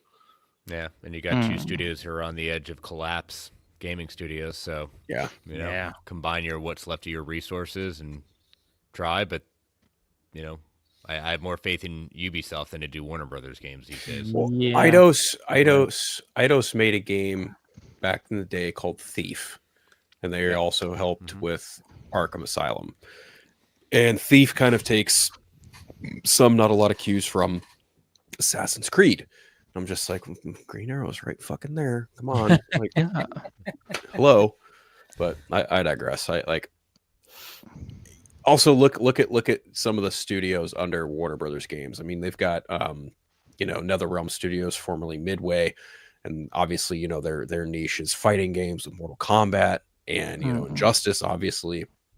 I'm actually kind of surprised that Injustice 3 hasn't been a thing yet. And when I spoke to Ed Boon at Comic-Con, I was like, so how often do you get asked about Injustice 3? And he was like, believe me, every time I come to Comic-Con after the last few Mortal Kombat games, that is the number one question I get asked every single time. And I was like, bless your soul. You are a man of just straight composure. Yeah. Super nice guy. Yeah. Super nice guy. Yeah. Oh, I'm sure. But Sure. yeah, I wish Injustice 3 was kind of a thing that was happening. Apparently they were working on it, but then they were told, like, no, you need to prioritize Mortal Kombat. And I was just like, okay. Yeah, the video game sphere. Yeah, it's all crazy. But it shouldn't be this hard though. Like it I think it's should just because I don't know. I think maybe just because the way the times are, like his video games advanced so much, and then it just got to a point where it's like it plateaued. Maybe I don't know. Yeah. Well, Lip, had you before the Wonder Woman game? Maybe I misremembering this. Did you play any games that were from Monolith? No, I've not. Okay, because I was like, I've been trying to be like, how long does it usually take, like, specifically in Monolith, how long does it take for a game to be made there? Because I'm wondering, like, if there is an average of like 7-8 years, I'm like, okay, I could be a little more than understanding and forgiving of what's happened to Wonder Woman, but at the same time, I would be like, no, this is still kind of bullshit. Well, I know they did, what is it, Shadows of Mordor, and the other one before it. Like they did, they're Lord of the Rings games basically, but like I don't recall the hard development time on either one of those games. So I don't know. I have no idea. This kind of why I kind of like wish that James Gunn had not, like, when they announced the whole DC Studios and DCU thing, like, I kind of wish that they hadn't said anything about like that video game is somehow going to be part of it, because like if they don't have this figured out, on the regular gaming side of Warner Brothers, how are they even gonna have it figured out at these, for DC then? So, I think that piece of the announcement kind of stems from the fact that he helped get Lollipop Chainsaw made. Like that's one of his creations. Like he made a game way back in the day called Lollipop Chainsaw. It was right before he got the Guardians of the Galaxy gig. And back then it was a lot easier to get a video game made than it is now. And I think that's where some of his thought process might have went. But I don't know. I have no idea. Like I said, the landscape of video game and making video games has completely changed. It just in the last 5-6 years alone. Yeah, I know. And then it makes you wonder too. Well, it just makes you wonder too about the Wonder Woman game, because now it's like, okay, if they're going to be trying to fit games that fit into the DCU as well, it's like maybe, I don't know, maybe there's a little bit of conflict there. I don't know. It's all strange. It's all strange. But what were you going to say? I was going to say, like, was this a thing that was kind of starting to happen before the pandemic, or was it specifically when the pandemic happened where that development started getting this fizzled out? I don't know, because I don't follow it either. I just play the games, and then it really depends on who and what studio you're talking about, what publisher you're talking about, because Nintendo really didn't skip a beat. Like their Switch came at like the perfect time, and then that literally became like the perfect console to have during something like a pandemic, especially when they just launched a game called Animal Crossing New Horizons, where literally the entire objective of the game is to build a fucking community of people. And you look at what Nintendo does, I mean, criticize, make fun of it all you want. They know what sells for them, and they don't deviate too much from what they know. They'll innovate within their own IP, and it works. Yeah, and the thing is like for a long time, from when the Nintendo Wii was announced up until the Nintendo Switch was announced, Nintendo was the bottom of the rung. They were laughed at. They were made fun of. Sony and Microsoft ruled the roost. People were not buying Wiis. People absolutely were not buying Wii U's. And it was insane. Well, I wouldn't say nobody was buying Wii's. I mean, that. Well, when it first came out, comparatively to an Xbox 360 or an Xbox One or PS4, comparatively, like the Wii U, people just looked at it and went, "Fuck no, I don't want that." Yeah, I would say like when it came to Nintendo, was always like it always seemed like every other console was like a winner. You know, like GameCube fucking went nowhere really. You know, and then when that came out, but then that when the first Nintendo Wii came out, I mean that blew up when it came to families. My mom got one immediately. I remember having family get it, but then they were like, well, what do we do next? Let's do the Wii U. And nobody really gave a shit. And then they have, of course, the Nintendo DS, right? That was which that really didn't do much because it was like, hey, there's a screen right here that could help. It kind of didn't make sense. I remember. And then I thought, when the Switch came out, you have the DS. Yeah. I have. You have not. Oh, he has so much Nintendo stuff. Yeah, the OG model. Yeah, and then the 2DS XL model. Yeah, so it got better, obviously, but then the Switch just was like, that was just like, okay, this is what we have to do right here. Yeah, you can play it on this, or you could just take it off and play it. It's got a screen and it's all great. You got Mario Kart. Oh, we're good, you know, and smart when it came to that for sure. But like Chris said, like Nintendo sticks to what they're good at, and they are good at what they do. I.e., when it came to the Switch, look at all their major titles. The only one that suffered, I would say, major criticism, and I use major is like loosely, is Pokemon. Pokemon is probably the most criticized one of the bunch of them all currently, because that's not even controlled by them directly. Right. It's part of the Pokemon company too, and Game Freak, and the fact that the pandemic kind of fucked up their development flow a little bit because people had to start working from home.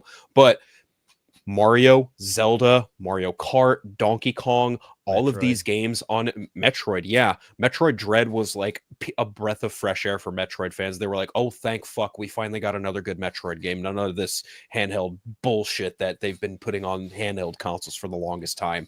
But yeah, pretty much everything under Nintendo's banner has just been selling and doing really well. And there's a reason why. I think it's just under 20 million units have been sold in the last 8 years. I'll even point you, I'll do one better about like why people do it. Mario Kart 8 Deluxe. Yep. A prior game from a prior game console. Yep. Move it over. It has been a top seller since it came out on Switch every single month. Yeah. Now, do you know what the launch title is for the Switch 2? The next Mario Kart game. Mm-hmm. Of course. That's what they demoed it with. Yeah. You have to, because I remember. Yeah, I remember when I visited a friend of mine in Oregon. Flew up there for like it was for the not the most recent solar eclipse, but not the one that was last year, the one prior to it, 2017, 18. I don't know when it was. It was right around when the Switch was coming out. He had it, and I was like, whoa, and we were just like we were just getting drunk and watching and playing Mario Kart and just like crazy when we weren't going out. Mm-hmm. And there was even times where I was like, I just got addicted to it. I was like, holy shit, like, because I love Mario Kart obviously on both Nintendo 64 and Super Nintendo. So it was just like, just to get it, just to get it in such a, obviously a better system and everything like that. I mean, that game is just too addicting. It's too addicting. Mm-hmm. So much fun. And then playing online with other people. I mean, come on. It's a given. Yeah. And Paul is here. What's up? Hey, guys.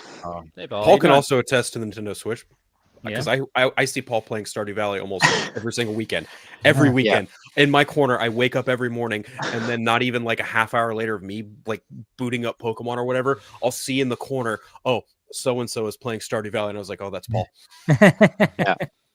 I've just been doing Stardew nonstop. But I've been a Nintendo fan a long time. I even went back and got the original Nintendo and Super Nintendo when I was in high school and stuff like that. And I'll say this.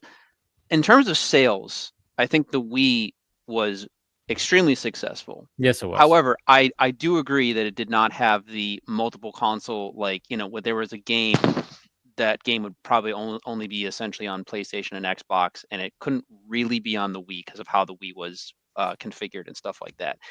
And then the Wii U was even like worse. But like, I would argue though too that the Wii at least had a decent game library. The Wii U, only Mario Kart 8 pretty much was one of the few titles, other than maybe Pikmin 3, that I think really people remember being on that console. Like, and then the Switch happened, and literally every game that was on the Wii U, even exclusively for the Wii U, were then ported over to the Switch. Like, but Nintendo has even said publicly that they consider the Wii U to be a failure. Not the Wii, obviously, but the Wii U. And I think even he's now deceased, but he was a great guy. I cannot remember, or in terms of, I cannot pronounce his name in Japanese, but he was the man in charge of game development at Nintendo, and he basically took a pay cut because of how hard they got hit by the Wii U. And it was, I believe it was Iwata.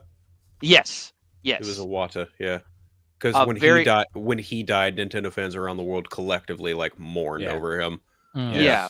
Satoru Iwata. Yep. Thank you. Yes. I'm a basic video gamer.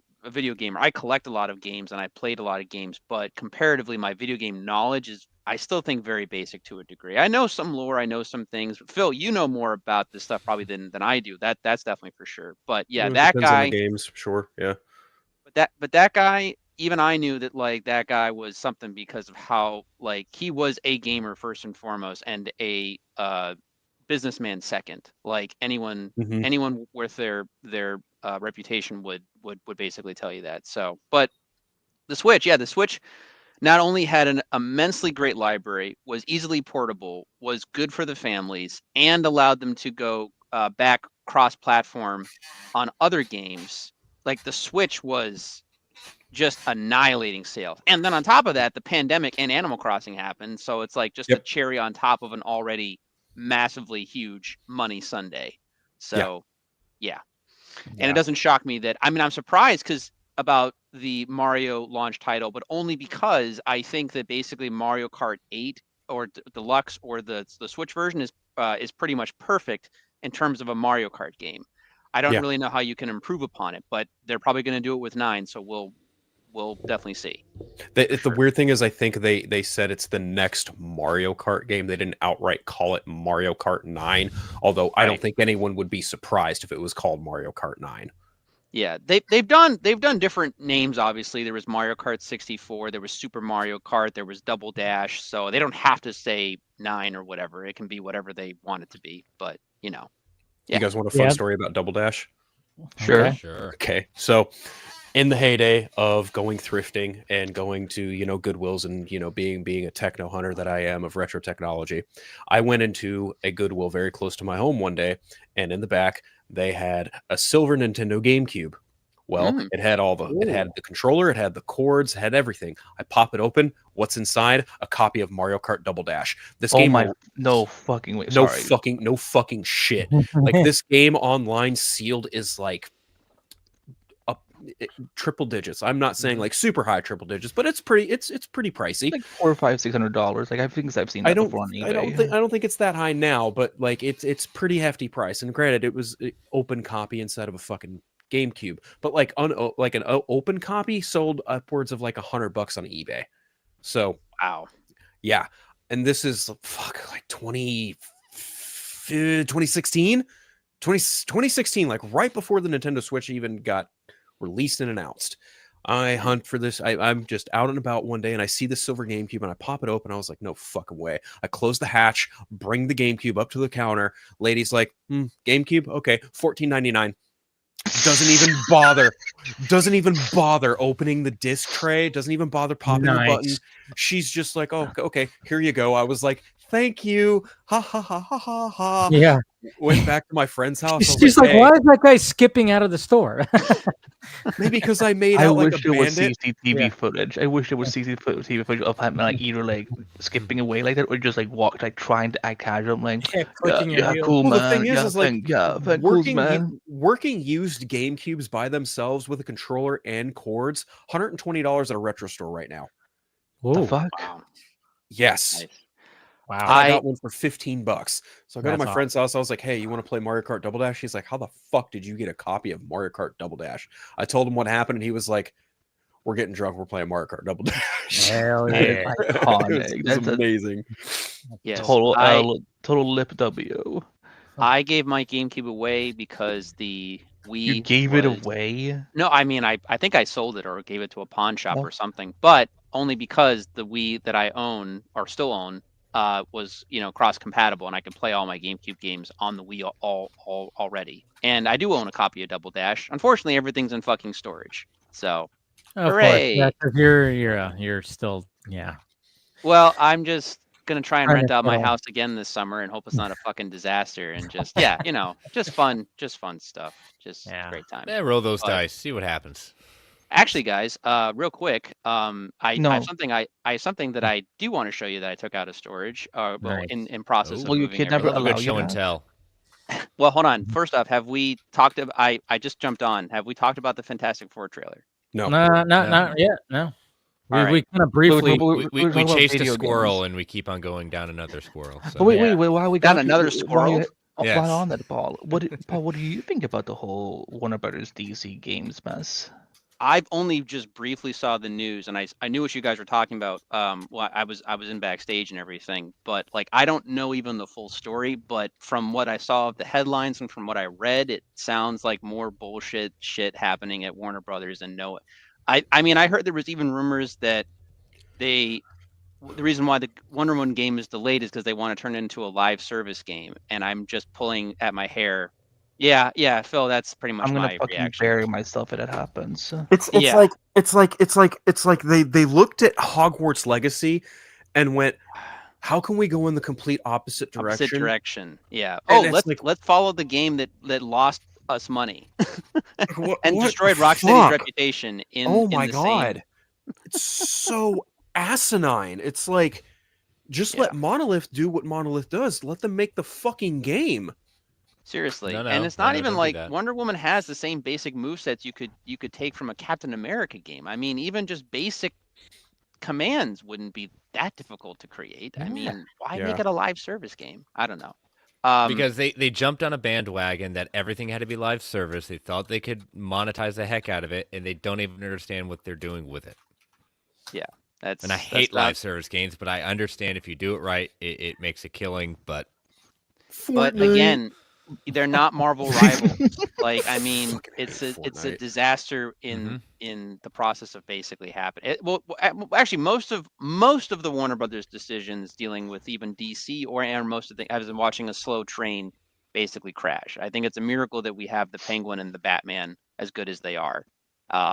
Well, I mean, This has been- TV and games and movies, I think, like, I wouldn't say they're all on the same spectrum. It's like, even if video games are suffering at WB, doesn't mean that, things have to go wrong on the other departments. Like, Well, I'm just saying. I know that. I mean, look, I'm looking at basically, DC and like 2012, right? Where I'm like, the ending of the Dark Knight Dark Knight. trilogy. The year before, like Arkham City had just come out. Like the TV shows are doing all these different things. Like there was a time, and like comic books they were doing the New 52.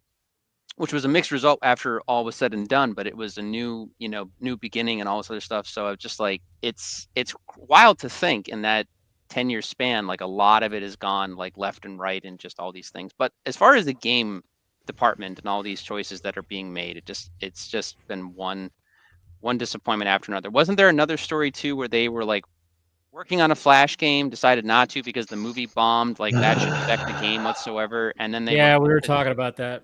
Yeah, it's just, I don't know, it's just You- heartbreaking. Yeah, Someone and then just they spare me even right now. they pitched the John Constantine game too, which would be pretty Yeah. sweet. Yeah, that would have been really cool. Yeah, But but what were we going to show us? oh, Now that we've gotten that out of the way.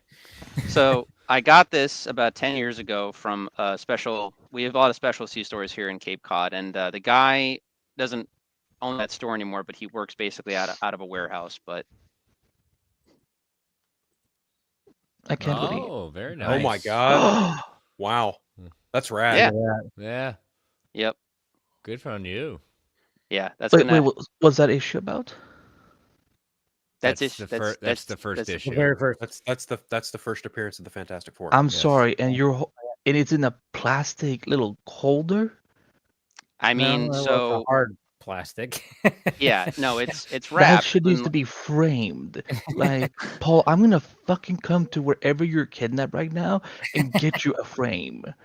No, it's I was going to get it graded. RJ's about to rob him, though.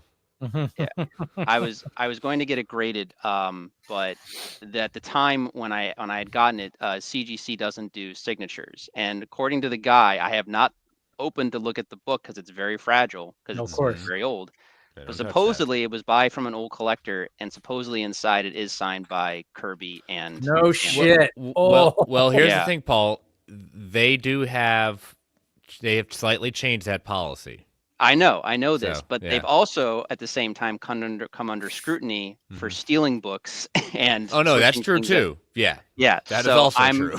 so I'm also just leaving it alone now at this point. But Yeah. this would be in my safety deposit box usually, but I was also changing that out at the time, and then went to New Hampshire to find out that there were no security deposit boxes the same size that I had left. So that was a whole thing. So now I have to wait for something to become available down here again before I put it back. Bravo, where- Paul. where- Bravo. That's still very cool, Yeah. guys. That's sweet. Thank you. Man. Yeah. Man, So anyway, nice. I was just saying that I like Fantastic Four, though Yeah. I will agree with most fans about 95% of their adaptations, not counting good video games or occasional cameos and good cartoons, like almost all the adaptations of the Fantastic Four have been pretty bad or just off I the mean, mark. I like the 2005 one. 2005 Okay. one was good for the time. Yeah. I will say that I hate the 2005 movie. I haven't seen Rise of the Silver Surfer. However, that being said, I do agree with many fans that Chris Evans as Johnny, Michael Chiklis as the Thing, and the Silver Surfer are very good interpretations or adaptations of those characters from the comic. In my humble opinion. Yeah, when it comes to the first Fantastic Four movies, well, I mean, obviously there was one back in the 90s. That was by Roger Corman, right? Roger Corman. Yeah. Unreleased theatrically. Yes. There is- Unreleased. Yeah. There is a whole documentary. You can see a pirated version of it. There is a documentary called Doom, which I've actually been currently watching because I was watching part of it last year, but it's on Tubi and you can watch the whole thing, and it goes, all the actors go into what essentially happened. But to sum it up, this one guy had the rights. They went to Roger Corman to make a cheesy, like low budget, fun version of it. And they got pretty fucking far. They filmed a lot of this stuff. And then I guess Fox Studios got wind of everything and they were developing their own Fantastic Four. It took them a while to get there, but regardless, they did not want anything out. So they basically paid Roger Corman off to just, wrap everything up. Apparently, what's his name? Avi Arad was involved with the movie, and makes sense. he found like the actual some of the film reels, like not all of them, but copies of the film reels, and then burned them. So it's not too. Oh, wow. Yeah, I mean, the documentary goes into immense detail about it, but like the actors were so disappointed. Apparently, Mark Ruffalo auditioned for Johnny Storm or Dr. Doom. I think he might have auditioned for. No Dr. shit, Doom. he did. Yeah, I mean, this was what, 90, Oh, well. 93, 94? 94. That was in 94. Damn. Oh, wow.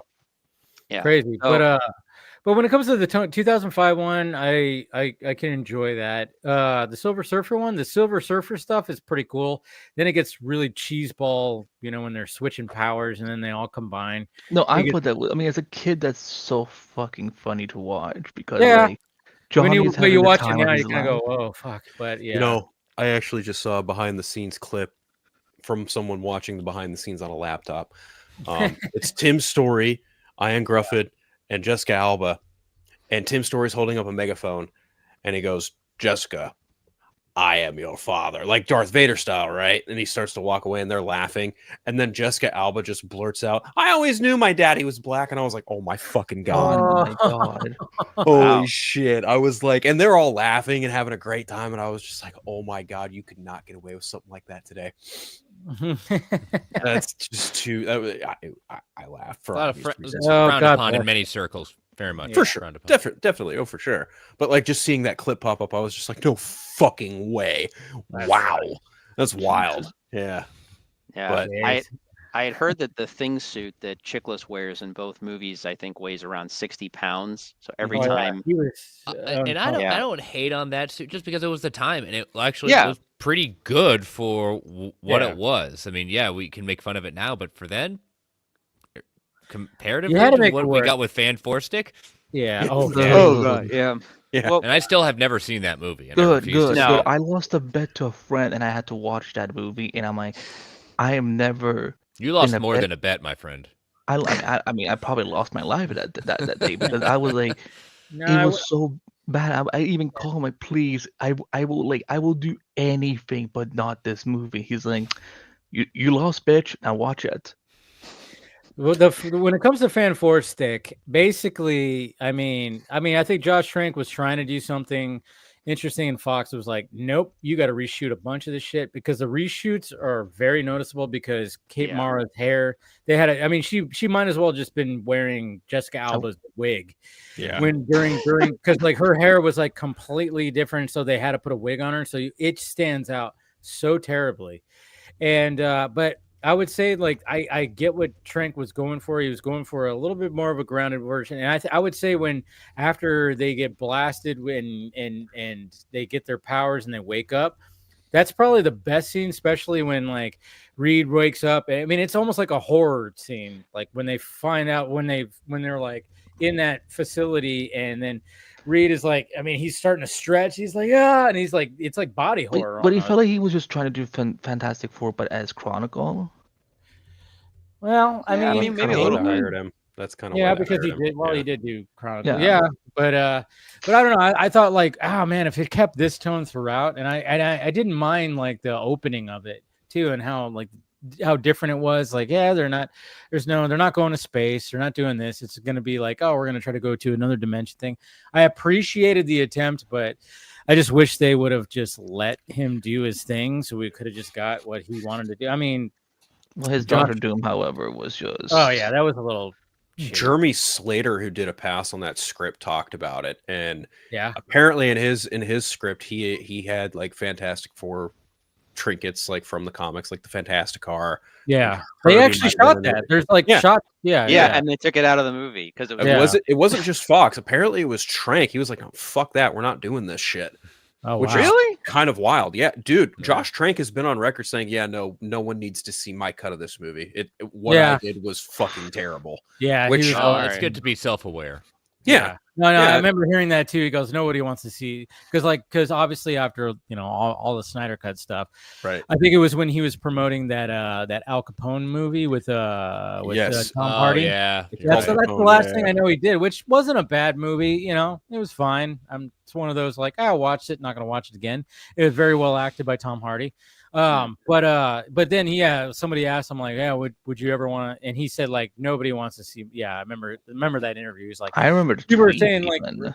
yeah. So, but Yeah, I watched that movie of my own volition.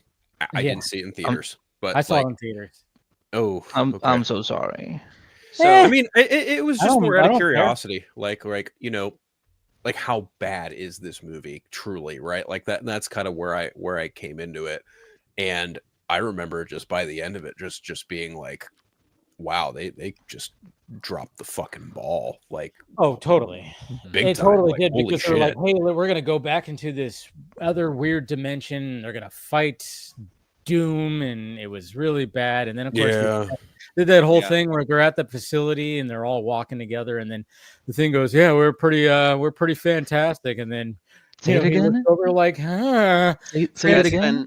that's been a running joke on the comments section of the new Fantastic Four trailer, like Well, that's because making people can't be fucking originals. So, But I Well, mean, yeah, you but- see that GIF a lot when somebody points out something obvious. I always see that Yeah. GIF of like Miles Teller looking and being like, Say that "Hey, again. say that again." so can we talk about the So- new trailer now, finally? Yeah. Yeah. How we feeling about it? I loved it. I'm in love. You're It was in okay. love. It was a good teaser. I Absolutely was a little underwhelmed. I'm not gonna lie, but It definitely Okay. doesn't compare to what it could be. yeah, Well, as a teaser, Mhm. that's what I was like. Okay, you know what I think it is. I'm still as much as I like Pedro Pascal, I'm just like, I could add somebody else.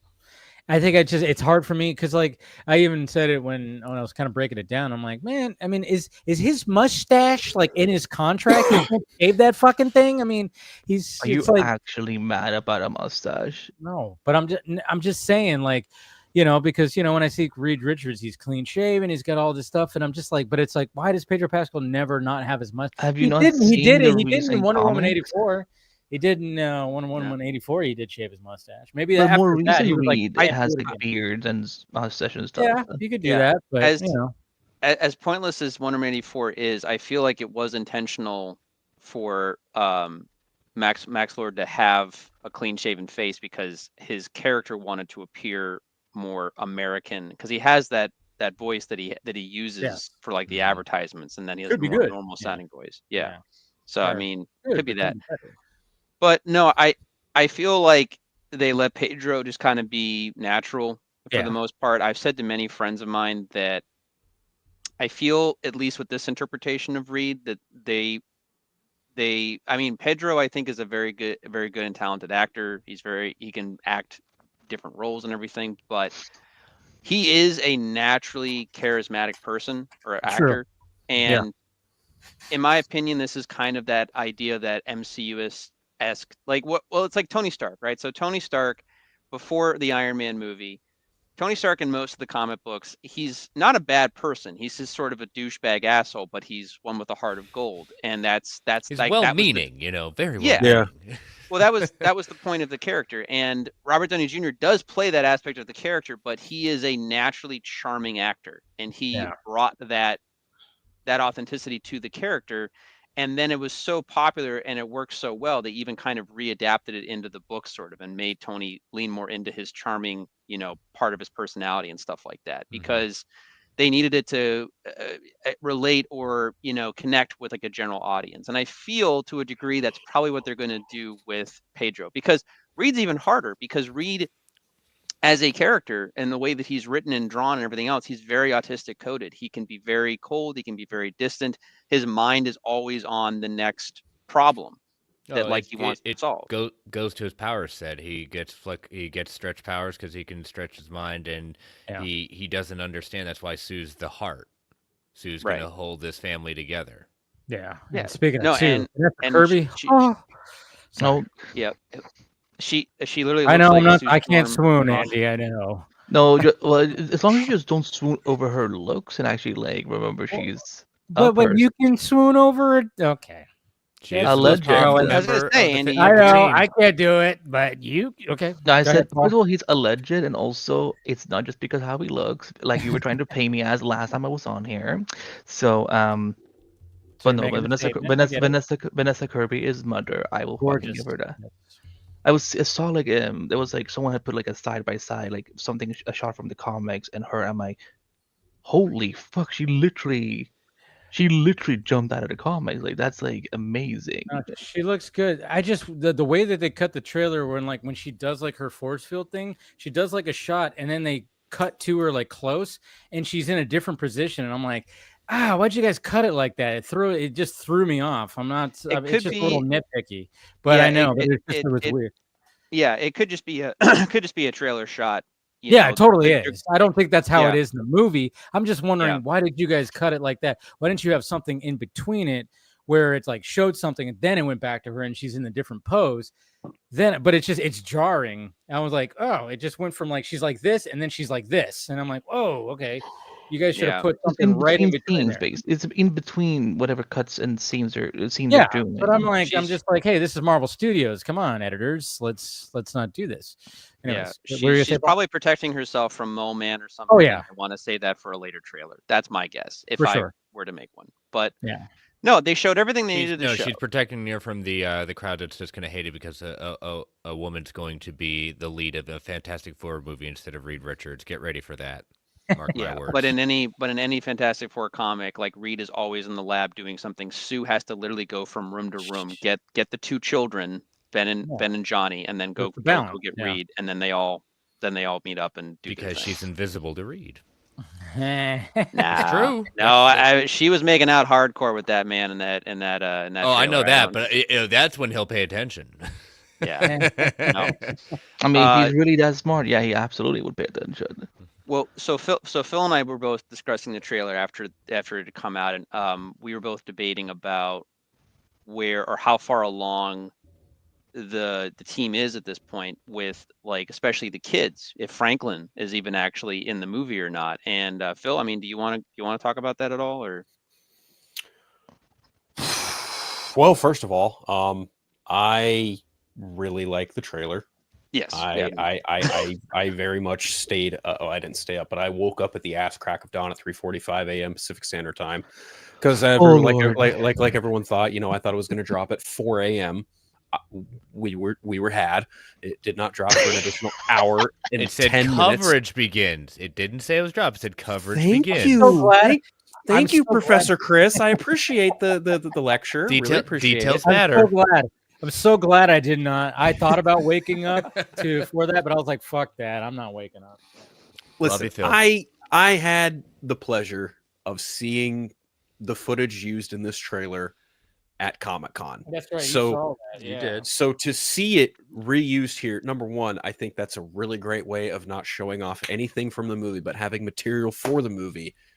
But again, not showing anything from the actual movie, but having it also appear in an authentic way that is relevant to the movie, I think is a really, really smart idea on their part. And that also just goes to show that that's how good their test footage was like, hey, this is proof of concept. We're going to use it as like flashback material. And it fucking totally works. Like, I love the whole grainy look to the astronaut outfits and their flashbacks to, when they launched with the rocket and whatnot. Like, all that was really cool. I get some Loki vibes too, which I like. Yeah, the way definitely. Loki was. Well, like, wasn't that one of the isn't the director of Finesse one of the directors from Loki? No. WandaVision. No, it was Matt Shackman. Yeah. Which same never thing mind, too. sorry. He did some of the flashback and stuff. So I mean, he did a lot of period piece stuff with WandaVision. I think that's exactly why he was brought on for this, because initially it was John Watts at one point to make this movie. Yes. Yeah, but I think John Watts said like he was. I mean, I think he personally did a pretty good job with the Spider-Man movies, but I think he was just like Done. He was done. He needed a break. Yeah. For sure. Yeah, after having to do He No knew he'd Way be Home committed way too during much the for this one. pandemic, having to do No Way Home during the pandemic is just not easy. Sorry, Phil, go on. Yeah. So when it comes to, well, how far along are they? And I think, to Paul's point, and there are, whispers and murmurs that there may or may not be a Franklin Richards in this movie. And I, honest to God, would not be shocked to see Franklin Richards. And even then, go back to Multiverse of Madness. Granted, different version of Reed Richards, but still same thing. What does he tell Scarlet Witch? I've got a wife and kids. Yeah. Wouldn't shock me if there were things running parallel along this multiverse. And as far as just the general nature of where things are in this movie, I think they are for sure in an alternate universe. I do like that it is set against a 1960s backdrop. I really love that it's very like space racy, Jetsons, nuclear family, a lot of those really interesting vibes. Ultimately, I think that we could see Franklin. How old is he? That is the question. Because again, he's an Omega level mutant. Right. And then here's the thing. If they go by how it happens in the comics, Victor Von Doom is the one who names Valeria. And we all know who's playing Victor Von Doom in the MCU. So I'm curious to see if that's going to pan out over the course of the next 3 movies, i.e. FF, Doomsday, Secret Wars. Like, will we see Sue pregnant with Valeria at some point throughout these next couple. I don't know. I have no idea. To Dave's point about Pedro Pascal as Reed, you were not the first person I've heard with some hesitancy about Reed Richards. I'm a little bit more in the camp of like, I think they're all pretty perfectly cast.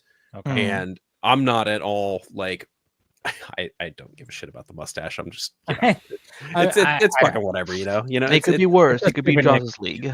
What's the news? Yeah. I mean, like I think that he's made enough of a distinction, at least if you look back at like, his Mandalorian stuff where he's just kind of given a very like cold bounty hunter performance. And then you've got like Joel from The Last of Us, where he's kind of like rough around the edges, sincere, but he's also got like that dad energy. And then you jump to something like Wonder Woman 1984. Yeah, maybe not be the best movie made. Probably, actually, it's really not. But still, like his performance in that movie is one of the better elements of it. You could see like he's fucking giving it his all in that movie. Him and Kirsten Wiig. God forbid, it's bogged down by a lot of bullshit in that movie, but still, like they're given their fucking A game in those films. And even if you go to Game of Thrones, his very short-lived role as he was on Game of Thrones. Martell before he the Viper in the Mountain, like that episode is like one of my favorite episodes of Game of Thrones because he's got so much charisma and energy. And like when he was announced as Reed, I was like, fuck it, yeah, why not? And if you go back and look at some of Stan Lee and Jack Kirby's initial Fantastic Four stuff, he's pretty fucking close. Looks just like the guy. And it's Vanessa Kirby. I mean, let's be real. She was hired because her last name is Kirby. Okay, let's just get that out of the way right now. That was the nepotism. I'm kidding. Yeah. I think she's going to be excellent as Sue Storm. And then when Chris talked about this on Marvel Alliance about how way back when Ebon Moss-Bachrach was like questioned like, hey, are you maybe going to be Ben Grimm in the new Fantastic Four movie? And he just straight up went, can't comment. I'm like, he's Ben Grimm. Yeah. I love that. I love that so much. And I will admit that the voice threw me off a little bit too, but then I'm like, well, as I watched it a couple more times, I was like, okay. I mean, it's a normal voice. It's not, it's not something. I love that it's normal. Yeah. It might as well be. Nothing says it wasn't going to be. I mean, that's the most Kirby-esque portrayal of Ben Grimm as a thing. The design's great. Yeah, the design looked great to me. The shot alone of him in the civvies with the hat and trench coat, looking at the TVs, that's right out of a panel. All you're missing is basically it raining at the same time. Like it's a perfect Ben Grimm scene. Yeah,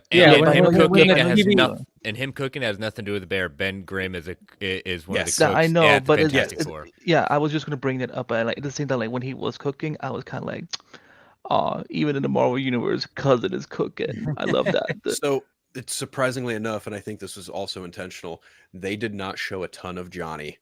No, they're not ready for it. I don't even think it's so much they're ready. I think that's just like, oh, everyone knows who Johnny Storm is. We all know who Johnny Storm is. We just saw him technically last year, right? Sure, right. We saw him inside and out. A lot of him in the. I probably saw a lot of him in this trailer, didn't we? Yeah, visually, yes, but delivering lines, no. Yeah, that's true. He didn't really talk that much. No, just like, hey, he didn't really talk that much. Helmet.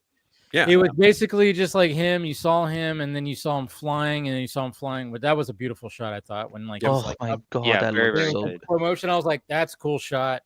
But you're right. So good. And then of course we didn't see any stretching when it came to Reed, and that was the only thing I was upset about with. I'm chalking that up to they're still working on those VFX. Yeah, 100%.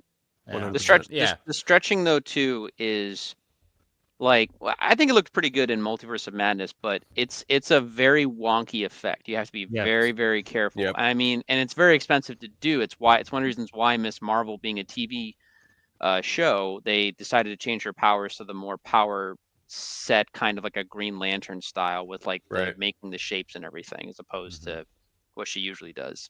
So yeah, it's a rough effect, and that's probably the one they're going to fine tune and polish before the movie comes out. And that's good. They learned a lesson. We're not going to put something out that we know is, like you said, it's already kind of a wonky in effect. It could be easily made fun of. So let's take a little extra time and get it right. Between doing that and getting that right, and also Silver Surfer, Shalabal. Mm-hmm. Oh yeah, we No, still no. haven't seen that either. None. And a lot of people were kind of assuming that's who Johnny is like flying after in that one shot. Quite in the possible. trailer. Mm-hmm. Yeah. Which could work. I do want to bring up. Thank you for the $10 super chat, Tony Movie Chappie D9 Neil Blomkamp fan. Dave, didn't Josh Trank destroy his hotel room and he was taking drugs on set and almost got into a fist fight with Miller? Oh yeah, yeah, Yeah, that was did all happen. that. Okay, so that all happened. the only thing that needs to be corrected, it wasn't a hotel room. It was just a house he rented in. That's the right. It was area. a house. Yeah, It was a house he rented with his then wife at the time. Yeah. He apparently let his dogs run rampant, do whatever the fuck in the house, and they tore it all to shit. As far as fighting Miles Teller, apparently that almost did happen from what I read too, which is like, well, Yeah. Wow. My money's on Miles Teller. Yeah, probably. Yeah. So it was a dark time for. So yeah, it was. So I have a friend that loves movies and loves Marvel, and I respect his opinion, but his opinion, he always gets kind of always gets overexcited about movies in a sense. So if he says something's like a masterpiece, it's probably like pretty good. And if he says something's like pretty good, it's probably about maybe mid. Did you crush his spirit in any way, Paul? Paul? I'm right here. No. I'm right here, Paul. No, Phil, it's not about you. Come at me, bro. Not everything's about you, Phil. No, this is No, Lip's world this we was- live in. At This was a buddy of mine called named Dan. He's a good guy. He loves Marvel. He loves movies. And I remember when the trailers for this were coming out, the Fan 4 stick. Now, granted, I had just gotten done. I've been reading a lot of modern Fantastic Four. I'd read the Ultimate stuff at that point, the Mark Millar stuff, but I didn't hate it. I thought I was like, okay, I can see how this could be an interesting take on the Fantastic Four, this more modern-esque version. It's a little darker. Like, okay, I wanted to give it a shot, but I didn't go and see it right away. Like when it came out, like opening weekend, I think I wanted to wait to see what fans were gonna say about it and stuff. I don't think I'd even seen like the Rotten Tomato score yet. So I was at a party, and he gave me a call, and I picked it up, and I was like, "Hey man, what's going on?" He was like, "Well, I just got out of Fan 4 stick," and I was like, "Oh, cool, great, man. Well, what'd you think?" Now, understand, my buddy, on top of what I just said beforehand, he's also a positive guy. Like if something is even a bad movie, he'll say, well, I enjoy, like if he saw Fantastic Four 2005, he probably would have said Chris Evans and Mike Chiklis are great, or Silver Surfer's good, but everything else was kind of whatever.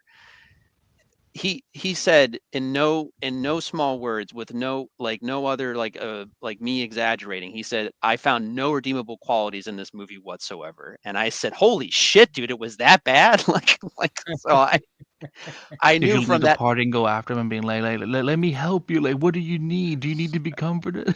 Yeah, in a way. Well, I did ask, are you all right? Because he's a huge Marvel fan. He was like, I'm fine, but I never want to see that again. I was like, God damn, dude. And then later, my roommate watched it like himself because for fun, I guess, or whatever. It was on HBO Max of all things. He came downstairs after watching, and he was like, that was the most boring movie I've ever seen in my life. And I was like, wow, okay, so just never watch Fan 4 stick. Got it. Just stay the fuck away from Nothing it. happened. Paul, can I ask you, because you brought it up, what is the Ultimate Fantastic Four like? Like, what are they like? What are they? I like, mean, are they... Well, basically, they're just younger versions of the Fantastic Four. Yeah, I mean, that's how it starts. But yeah, it's not a revolutionary comic by any stretch. It's just kind of like a different take for that time. Are you laughing? Because you said stretch. Yeah, that's exactly why. Okay. Sorry, I wasn't even. We don't want him to chill. Richard stretch like no meat thing.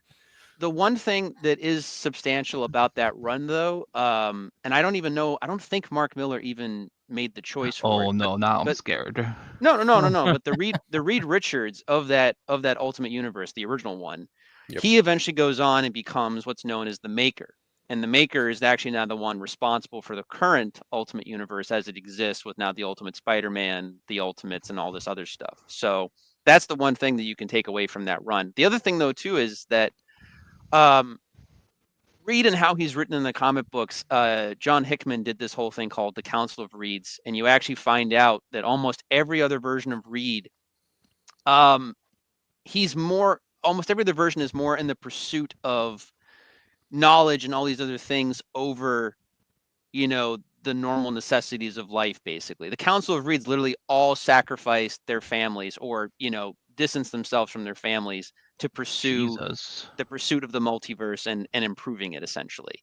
Yep. And Reed doesn't know this because he's going through a hazing period, and they basically say to him, like, yeah, man, so come join us. You just have to abandon your family. And he's like, no, I like my family.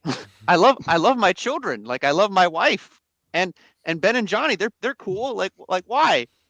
And so that's, so one Reed becoming like basically a demonic god in a sense of like, science or whatever doesn't really like shock me, I guess either. Damn. Yeah. So anyway, That's- Reed of 616 is a good guy. That's what you have to Yeah. take away from that. But hopefully Pedro stays good and does good Yeah, things. yeah. Let Miles. Miles can come back and he can be the. Yeah, he can be evil. the maker. Oh. Yeah, sure. Because his For me- universe. Ian Gruffin can be the maker too. There's that. There's, Oh, there's- I oh don't know. yeah. I mean, it'd be fun True, if all true. 3 of them came back. That would be crazy. if that Yeah, I happened. mean, look, they I don't literally think could Miles Teller do. wants to do it though. It depends. It really depends what they want to choose to do with this movie. I personally feel like the multiverse obviously will play a factor, but in my personal opinion, if you just have the movie be about the fact that they're doing their stuff, they're learning about each other, we're learning about them in a sense for the audience almost for the first time because of how how many bad adaptations of the characters have happened. But if it's literally about them failing to save their universe because say the nullifier isn't created in time to defeat Galactus, and that's the movie or that's like the main story, and they have to deal with the fact that they weren't able to save their world, that's a pretty profound movie. Oh, That's pretty I'll interesting. do you one. That's a I'll do big you one way. better. I think that's Doom's motivation against him. I think that is what he will hold them responsible for and follow them into the wormhole that takes them to 616.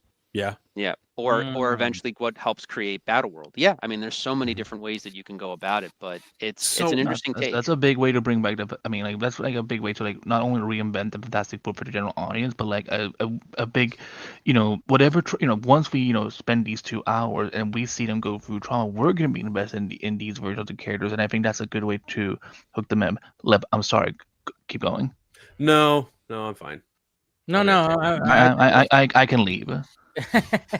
No, but I mean, like, I see what you're saying. It's like, what they need is like something. I mean, obviously, it's like, yeah, here's the Fantastic Four, but I think there's a lot of people don't realize they don't know this kind of stuff that we're talking about. Like when it comes to like the Council of Reeds and all this kind of things that there's so much lore. And I think, with the MCU where it's at right now with the whole multiverse thing, they could really play with that. It's not going to just be your standard.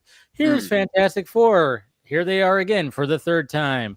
No, there's going to be something else added to it because now they have the entire Marvel universe to play with. They have Galactus, and those shots. I'm like, how the fuck is that? What's going to be happening there? I mean, obviously with the Eternals, they had the Celestials show up, and it's like, oh, okay, they're setting the stage for Galactus eventually. And sure enough, that's what we're kind of seeing here. But it's kind of like, how are they going to play into that? How are they going to play into now RDJ Doom? So it took me a little bit there. But I'm just like, I'm even if like when I saw the trailer, I was like, oh, okay, it looks like a Fantastic Four trailer. I like the retro stuff and everything, and I'm just kind of going, oh, I'm gonna see it no matter what. What I'm more intrigued of is what are the potential possibilities. Was I like totally like going, oh my god, when I watched the trailer? No, but thinking about stuff like this, and even though I'm not too familiar with the book, I know about some of this stuff just by reading things and whatever the hell. There's so much potential there, and I'm like, how do they get to this point? What about the Council of Reed? What is going on with like a lot of the stuff? How does RDJ Doom fit into this? So I'm like thinking about that more than I'm thinking about where the general audience is just watching the trailer and going, oh yeah, it's Fantastic Four, look at that, and there's he's flying, he's there's the rock guy, there's this. I mean, but so yeah, that's where my head. Is it? Oh, sorry, I was gonna say, is it weird? Like, because again, like I wasn't even thinking about like what's gonna come after this film or whatever, but like when I was watching this trailer, I'm like, fuck, I kind of want to spend some more time in this universe, even after this film. And I know we're not gonna get to do that because I'm like, what would the Marvel universe look like on this Earth? And I don't think this Earth is the same one that we saw in Multiverse of Madness. Everyone seems to be so convinced, and I'm like, why? But yeah, I don't know. Like, I don't know. Like, they're fans are gonna fans, Chris. Well, I mean, I'm not saying fans are going to fans. I'm just curious about, is it just because the Fantastic Four are there? I don't know. Either way, for me, like I kind of was like, I would love to see like what would Spider-Man be like in this world? What would Miss Marvel be like? What would even the Avengers be like? So like the Yeah. thing is like, I wish we could have at least one more movie, but we have Before they we- start jumping into yeah, The yeah. thing is, Yeah. I don't think the Avengers are even in this world. I think the Fantastic Four is the equivalent Yeah, to I who the think Avengers are. Yeah. Yeah, they seem to be the only heroes. You're not going superheroes to see in the any world. real variants of them. It'd be fun. Okay, the only one I could see that would be a fun variant would probably maybe be Black Panther. Interesting. That would make sense.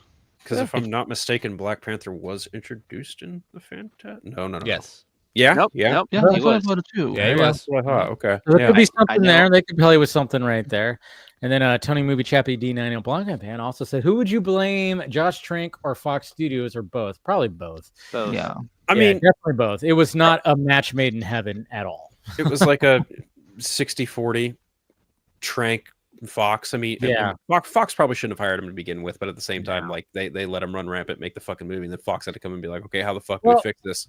Well, It's like you have Josh Trank. He's coming off Chronicle, which is essentially a villain origin story, you Right. know. And Found it's very footage stuff. super, yeah. It's comic book coded, but he very much like grounded because it's all found footage kind of thing. Very well done. I think Chronicle. was great. Wait, hold on. Let me just add this. Let's actually call it a superhero movie because that would drive Max Landis absolutely nuts. Because there's right. that clip where Yeah. James Gunn has to somehow like apologize to him for calling it a superhero movie, even if he means it as a compliment. And Max Landis is like, I know it's not a superhero movie. Yeah. Yeah, Who cares about that? Max Landis is a rapist. Like I don't think Yeah. think There it about is. anything. That's why he's not around anymore, right? yeah, nobody gives Yeah. a shit about Max Like, Landis. No, they literally. I sadly had to hear him yelling in the next room once when I was at Comic Con. God. Oh, I geez. can only spoil little fucking brat. That's all he was, man. That doesn't even cover it. It Oh, was I know I like, don't cover it, but the fact that it's like he's just like living off daddy's money. I mean, come on, Jesus Christ! Remember when he was going to actually remake like his dad's movie, American Werewolf, and I remember when he was I hired forgot to that was write a thing. Superman for Yeah. DC, and everyone was like furious with him because like Yeah. y'all remember that video he did of Yeah. that? Yeah, I'm like, Yeah, I used to follow his stuff. I even had that. I mean, I buy like every DC book. I had that that Superman book. It was fine. Like it was American I guess Alien. yeah, American. It was like an Yeah, I edgy had that too. millennial take on Yeah. Superman. It was interesting, fine. but Yeah. but going like- back to the trailer, it was just I don't know. I get so much joy from seeing like again good interpretation of these characters that I'm like, fuck. I mean, because again, they want to get done with the multiverse saga. I just Yeah. one more movie in between before we start jumping all the worlds and stuff like that. I'm like, Yeah, no, I had the same feeling about because they did basically the same thing with Captain America, where it's a great movie, and then the last third act they're just fast forwarding to get to Avengers, essentially. Where I wanted to spend more Yeah. time in that 1940s, Marvel universe. yeah, would have but- been nice to have that, but they had to get him Right. there, right? Yeah, no, So I- I'm hoping that fantastic. I mean, I know they're gonna probably do something like that when it comes to that. I don't know how much they're gonna try to get them into, or is it just gonna be like a I don't know.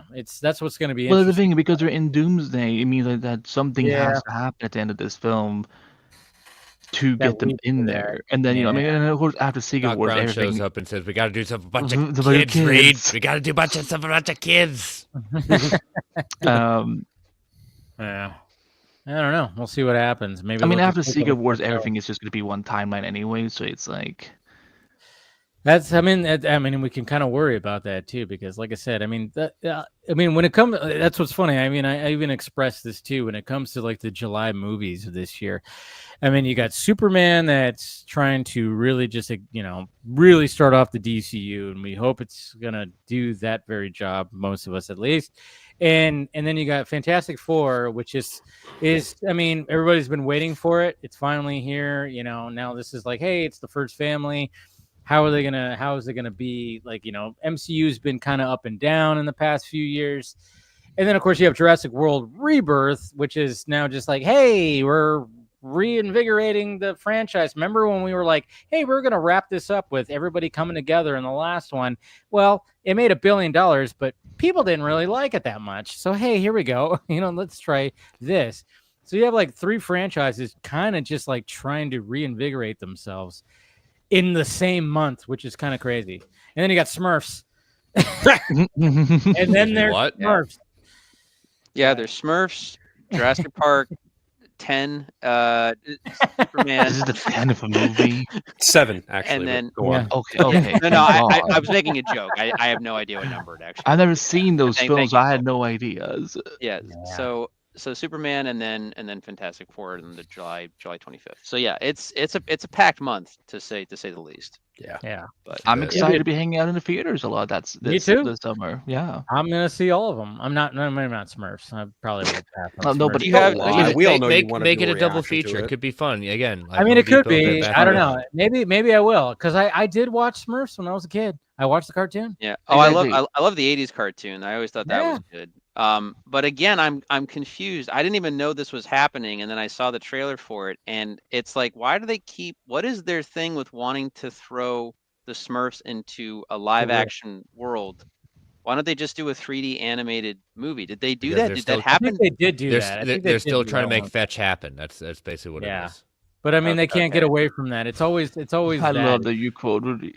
It's just like how like every Transformers movie's always had to have like human people, and then all of a sudden they do Transformers 1, which is a really good Transformers movie. I don't know if you guys saw that last year, but No. Transformers 1 was like pretty good. It was a good animated movie. Like I went in with not the biggest expectations. I'm not the biggest Transformers fan, but I walked out going, you know what, that was Yeah. better than I thought it was going to be.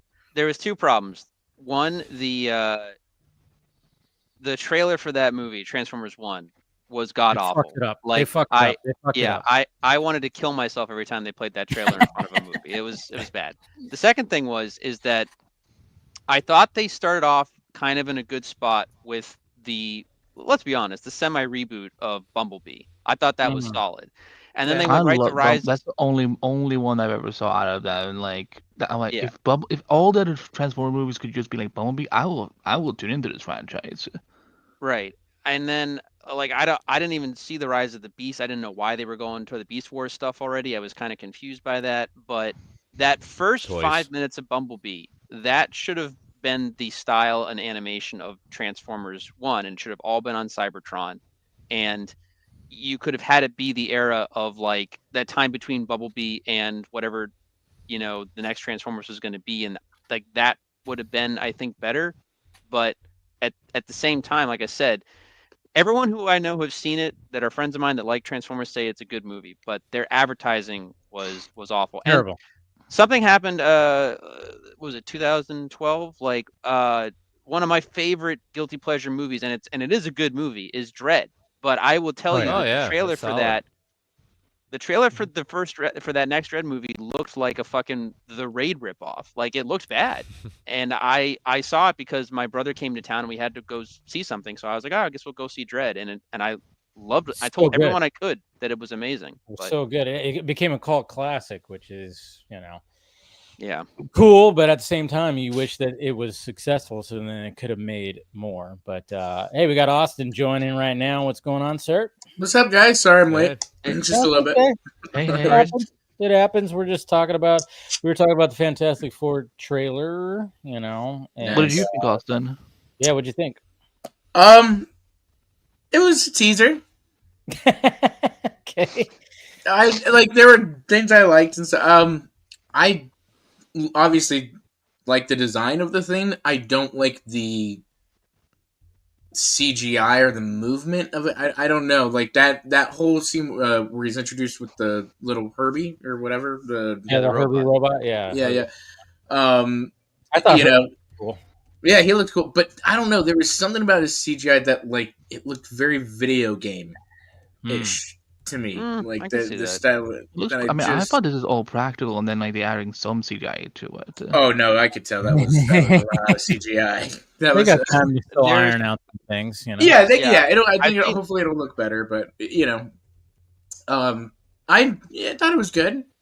You know, definitely you get the Fortnite scene of the shadow of Galactus over the whole city and stuff, and Yeah.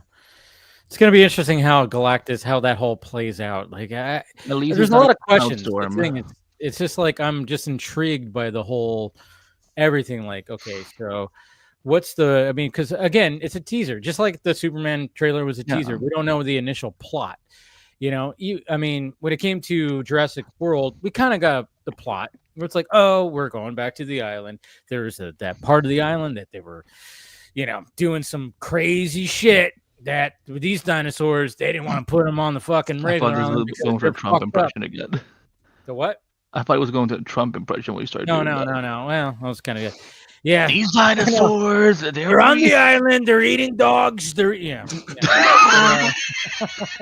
Can you guys imagine the Lost World intercut with That's pretty fucking them great. coming to San Francisco and it just cuts to President Trump being like, they're on the island. Like, Yes, sir. Yeah. we're being invaded. Our country's being We're taken invading over the by the country. dinosaurs. They're coming here illegally. We have to stop Yes. it. That's true. Yeah. It's true. We got to get them out.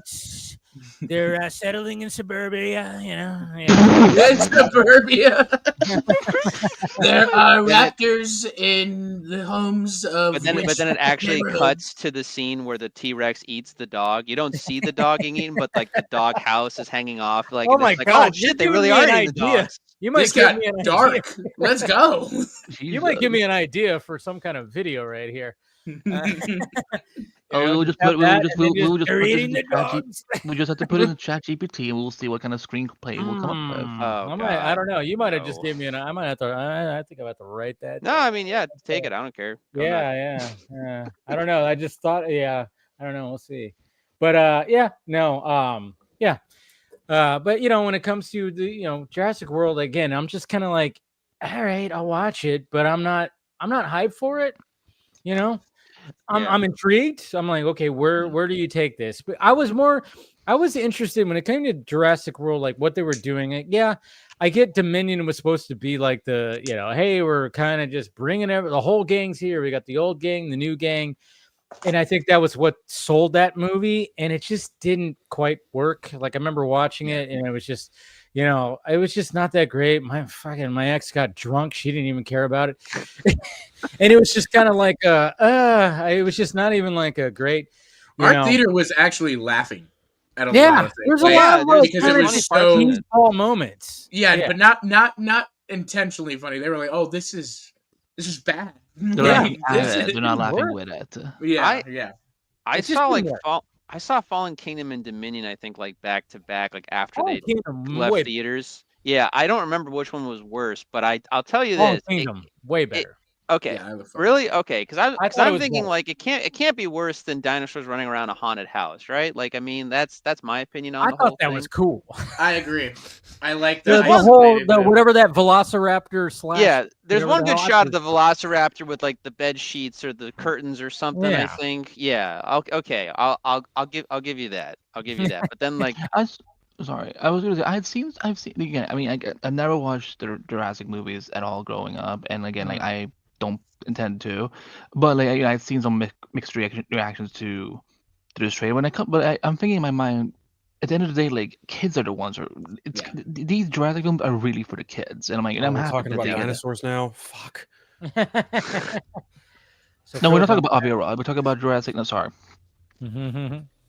Yeah, I think they are for the kids for sure. Like, yeah, dinosaurs, and as long as they're PG-13, for sure, kids are gonna go and stuff. You're gonna take the family, but I think they also, I think Dominion and even Fallen Kingdom a little bit because I didn't hate Fallen Kingdom. It wasn't as well received as the first Jurassic World and stuff, and so I think they know like we kind of need to return a little bit to maybe some of the darker stuff, some of the scarier stuff of the original franchise and all that type of stuff.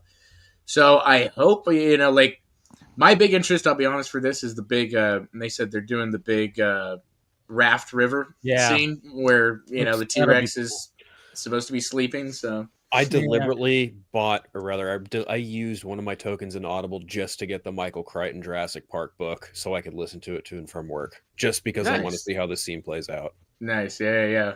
Other than that, though, I think it visually looks good, but then It again, does. it's Gareth Edwards. Like you know what you're seeing, you know what you're getting, you know what you're signing up for. I think the characters are caricatures of people we've seen before in the franchise. And Scarlett Johansson's line delivery is nothing short of stiff and boring. God. It's Oh, so man. bad. He's like, Oh, It's yeah, I can what protect about, you. what about that? What you Maybe. said is good. I was like, I remember when I was breaking it down, I was like, Dude. that line delivery is so bad. I was Is like, she "Did you hear doing what what she said?" Catherine Newton did in Ant-Man 3, where she's just reading her lines, not Yeah. acting her lines? Okay, that doesn't shock me. She was like, well, like when like dudes explaining about because they're on the boat and all those like swimming dinosaurs or like, and he's explaining it, and then she just goes, "None about what you said is good." And I was like, "What the fuck delivery is that?" Oh God, no. I was telling my friends a handful of years ago, and it's still just as true now. It's not true of maybe every franchise, but pretty fucking close. I mean, when we were growing up, or at least in the 80s and 90s anyway, like a lot of our favorite movies, when you break them down, essentially, a lot of them are B movie premises done with A plus, writing and directing. I mean, RoboCop, Yeah. that's a B movie, but it's made with A plus material. Jurassic Park, that's also a B movie. Dinosaurs running around eating people, like in a park made for the public. That's a B movie. Yeah. Now they are making legit those shitty B movies that were in drive-throughs back in the 60s and shit. Like, except now it has like, the budget of a giant blockbuster, but they forgot to bring all the good writing and the good directing and all that. I don't know. I mean, I like Gareth ironically Edwards, enough, this is written by David Cope, who did That's what I was about to say. I mean, yeah. at least we got Okay. him So back. Wait, David who? there's a chance. David Cope. He did Spider-Man. He also did the original Jurassic Park. He wrote both. Wait, which movies. Spider-Man did he do? Spider-Man. The first one. Spider-Man. Well, he Oh, was you mean- responsible for like- Spider-Man okay, 1. sorry. right? Sam Raimi Spider-Man. Okay, Yeah. thank you. Yeah, thank but you. was he only involved with the first one? I don't think he was involved with the second one as much. Um, Was he? I don't think he was. No, either. because he wasn't, because I realized, who was involved with Spider-Man 2? Alvin Sargent. The creator of Smallville. So everyone who said that's Oh, yeah. yeah. I guess they were. I didn't think about that.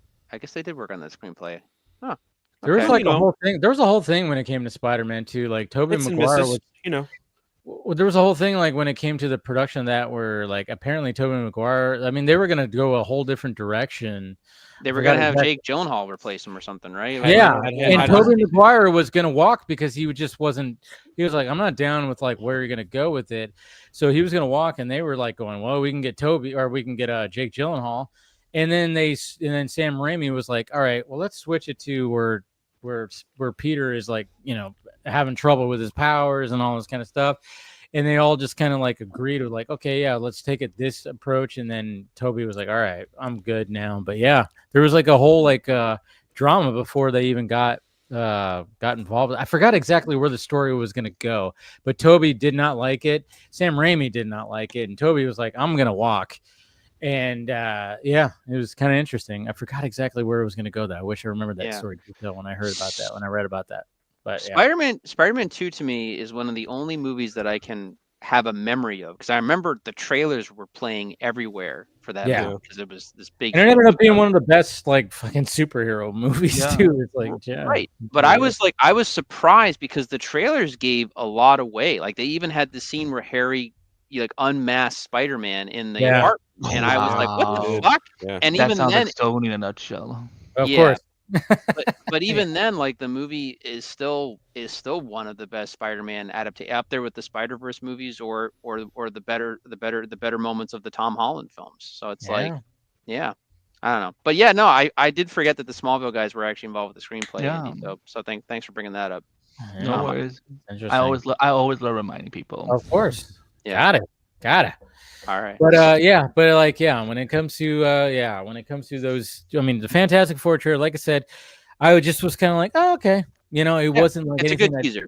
It's a good teaser, but I wasn't like going, I don't know. There was something about the Superman trailer for me that just was like, okay. I mean, maybe it's because I'm more of a DC fan and I'm just like, hey, we're getting this and it's this, and just the way that it was cut with the music and stuff like that, it just really worked for me. Fantastic Four, like I said, it was like, oh yeah, that was good, but certain things I was kind of like, okay. Jurassic World, for me, I was kind of going, all right, we're back doing this, fine. I mean, I'm gonna still see all of it. I don't, I'm gonna have fun this July. I don't know. It just seems like the summer blockbuster season this year. Just I don't know. I'm more hyped for it than I have been in the last. I think they'll all do pretty well too. I know there's going to be the competition and all that, but I think we'll see all of them doing pretty well for the most part. I don't think. I wanted to ask Lip something because he's the one who was at Comic-Con. From what you saw in July, how much was re-shown in this trailer? Like, what were things that was re-shown, and what were things that we didn't get to see here that you saw last year? I told Chris this yesterday, right? Yeah, a couple days ago. Yeah, earlier this week. So basically, anything of them in astronaut gear, that is test footage. The opening scene of people walking out of an elevator and into the Baxter Building, that is test footage. The rocket sequence you see, test footage. Actually, I actually reached out to William about this because I couldn't remember if this shot was or was not test footage. But I wasn't sure if Galactus's shadow was test footage, and I asked William. He said no. Otherwise, you would have heard me screaming. I said, okay, that makes sense. The only thing. Right, exactly. The only bit of Galactus we got was his eyes through. Okay. Looking in the building, pretty much anything with them in astronaut gear, test footage. Yeah, that's what I thought too. Did you see any? So Herbie was not in it at all when you saw it. Okay. No. We saw. This wasn't prevalent at all in the trailer at all, but there was a bit of like Ben Grimm on a 60s style like dating show. They had the silhouette of the thing. Oh, that's right. I remember seeing that shot. Yeah, they had that. There was a shot of Reed teaching a class of kids. There's a whole bunch of different, and it even had like its own Future Foundation fucking like logo and everything. It was pretty wild. Herbie wasn't in the test footage, so I don't think they had finalized a design for Herbie by that point. Maybe they did and they just hadn't got around to building it. I don't know. I mean, it's Disney. They own ILM. They probably had a fucking robotic Herbie running around too. Because when I see Herbie in that movie, I'm just like, oh, okay, R2D2, BB-8, fucking anything from Lucasfilm, you could pretty much point at and be like, yeah, that's Herbie. I was actually surprised though that not shocked because like you said with ILM and everything, but at the same time I was surprised that Herbie didn't actually have a voice because Herbie does talk in the comic books. It's funny you mentioned that because the rumor is that someone is going to voice Herbie, and when they just did electrical noises, I said, good, leave it ambiguous. Yeah. There is somebody that was cast, and it's public, and that was cast in the movie. Well, you know what's funny is like when they cast John Malkovich, some people were thinking, what if it's John Malkovich? And we actually see John Malkovich. You were wrong. I've been thinking for a while Malkovich wasn't the voice. That would have been hilarious though. I was like, John Malkovich, voicing a robot. I'm Herbie. My name is Herbie. Yeah, sorry. That's not public. That's not at all confirmed. I thought I saw somewhere. I could be wrong. Depends on who you get your information from. What is not confirmed? The voice of Herbie. It's not confirmed. No, it's not confirmed. If there even is one. It's not confirmed. Wait. So who does people think it is? I think the speculation is that it's Paul Walter Hauser because he's been cast in the movie. Oh yeah, that's right. Yeah, that's right. Yeah. He's cast in the movie, but with no Paul Walter Hauser to me seems more like he would be a mole man. But I think that's where people are leading towards that he's like that would be cool. Mole man. So that's the other thing. So this movie's gonna have like multiple with Malkovich, Galactus, Silver Surfer. Yeah, well, they want to show. They want to show that the fantastic. Oh, sorry, Phil. No one knows who Malkovich is playing. They're all assuming they know who he's playing, but nobody knows who he's actually playing. So supposedly the rumor is that he's playing this character called Red Ghost, who is a guy that has control over monkeys. I've seen it in comics. It's really weird. But again, if they're leaning into the 60s aesthetic and they want to establish that the Fantastic Four have been around for a while and this is like a day-to-day activity for them, other than say Galactus, then yeah, you want to do Red Ghost, you want to do Puppet Master, you want to do Mole Man. You want to show that they actually have a rogue gallery. I think is actually smart too, because everyone who says Fantastic Four always just think Doctor Doom and maybe Galactus, but for the most part, that's it. Like they don't think of all the other goofy things that they deal with on a day-to-day basis. Depending. Right. True. Yeah. Man, it's gonna be interesting. But I yeah, am 100% banking on the fact that Natasha Lyonne is probably Alicia Masters. I wouldn't think that would be a bad idea, and I think that'd be fine with me, honestly. As long as they make her blind, because that's kind of Yeah. aspect of her character. I think it to me it's always been a very poetic and yet also kind of a sad, fucked up joke that she's Ben Grimm's girlfriend and she's blind. Like, but it's also that she sees. she was in the through him. original the other movies, right? Yeah. So it's like Kerry Washington played her. Yeah. Kerry Washington. That's right. It was Kerry Washington. Yeah.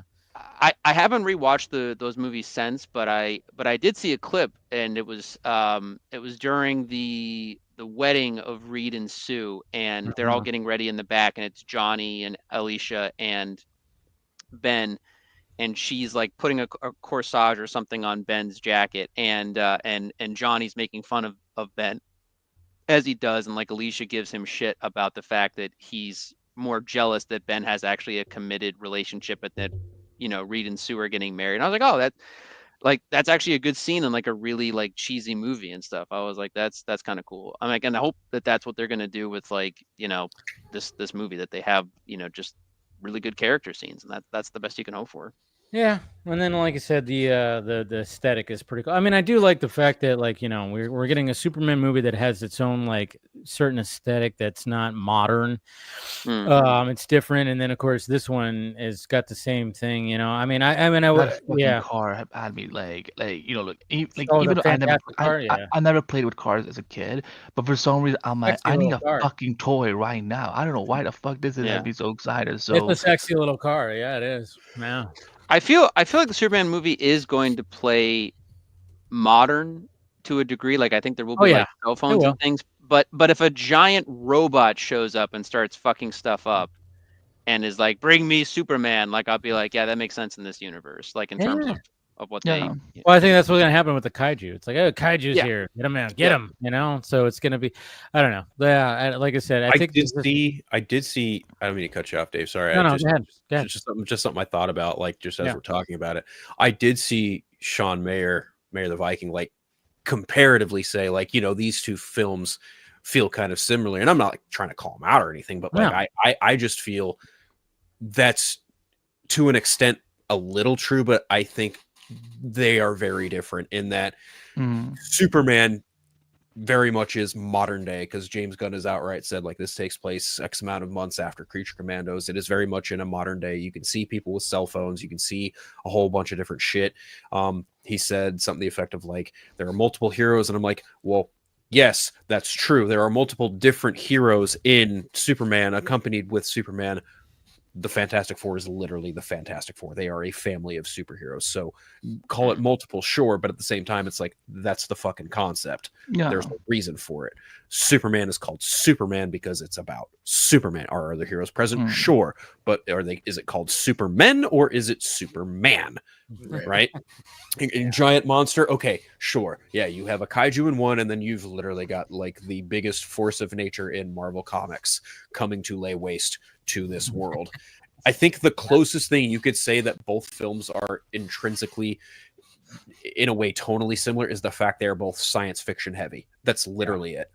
Well, I would say science fiction heavy in that they both borrow a lot of elements from the Silver Age, because kaijus, crypto, that's like the good old fashioned like 60s Superman. It's what you said too, Paul. Like after the Superman trailer came out, you go, yeah, this feels very comic booky. Like, and I think the Fantastic Four movie feels kind of like in that same, like it feels very comic booky in the fact that there's an aesthetic there that it's like, oh yeah, we got like we got it's 1960s, but everything's kind of like Jetson-y, like it's like, well, wasn't it said like that or discussed maybe that even if it is in 1960s, it's kind of like if the history played out differently there, like the 1960s looked more advanced than it.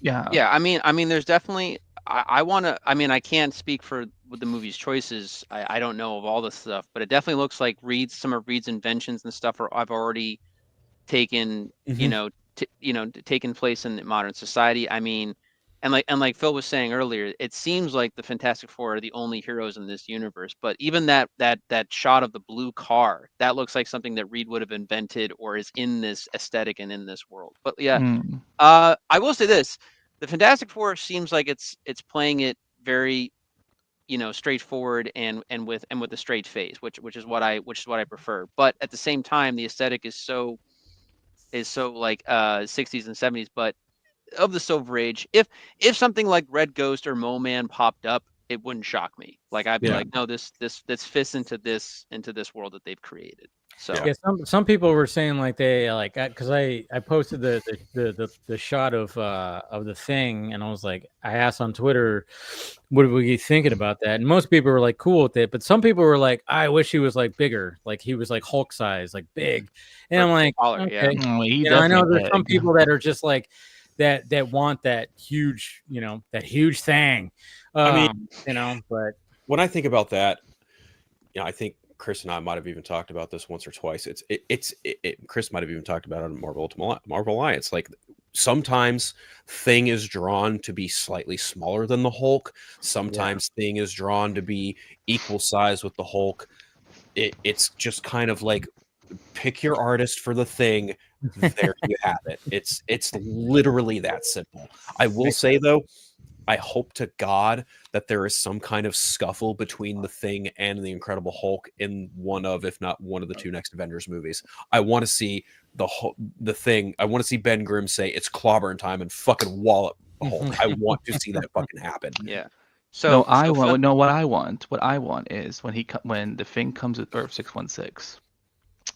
I want him to go to New York and meet up with a certain gentleman named Microchip, and I want them to look at each other and just go, cousin, ? Because we have two E-bonds now in the MCU, and I love it.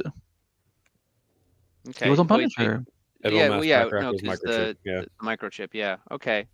Yeah, I mean, many actors actually have crossed paths with both the I'll call it the Defenders universe, basically, and then also the MCU, and now they are, of course, connected officially. So, yeah, I mean, maybe that'd be. We'll just say that Alfred would have just had a twin cousin somewhere that for some reason was in Civil War, and Blade is gonna be like, maybe a distant relative of Cottonmouth or something from Luke Cage. So, yeah, actually, what is the status with Blade? Is it still delayed? Is it still in development? Blade's getting a movie?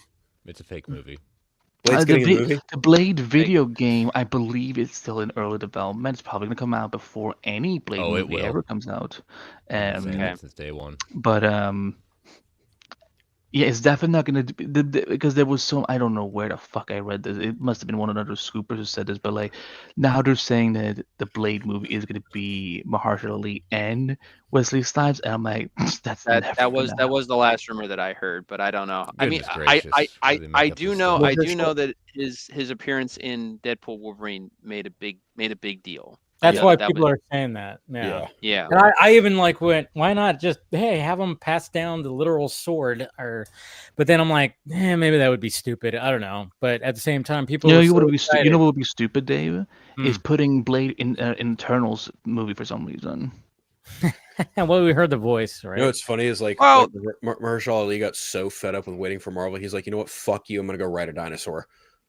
I know. World, He's like, fuck this, I'm gonna go ride a dinosaur. Honestly, of like all the characters in the trailer, he's the only one I feel like understood the fucking assignment.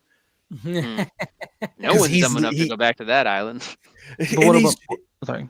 He just looks like he's the one that just fucking gets it. He's the one who gets the red flare. He's the one fucking going up against the dinosaurs, and then you've got Scarlett Johansson being like, Duncan, and he's just it's fucking Mahershala Ali, man. But what about my bae, Jonathan Bailey? How did he do? Who the fuck is he? He was in Wicked, right? Yeah. Was he in Wicked? Yeah. Was he in Wicked?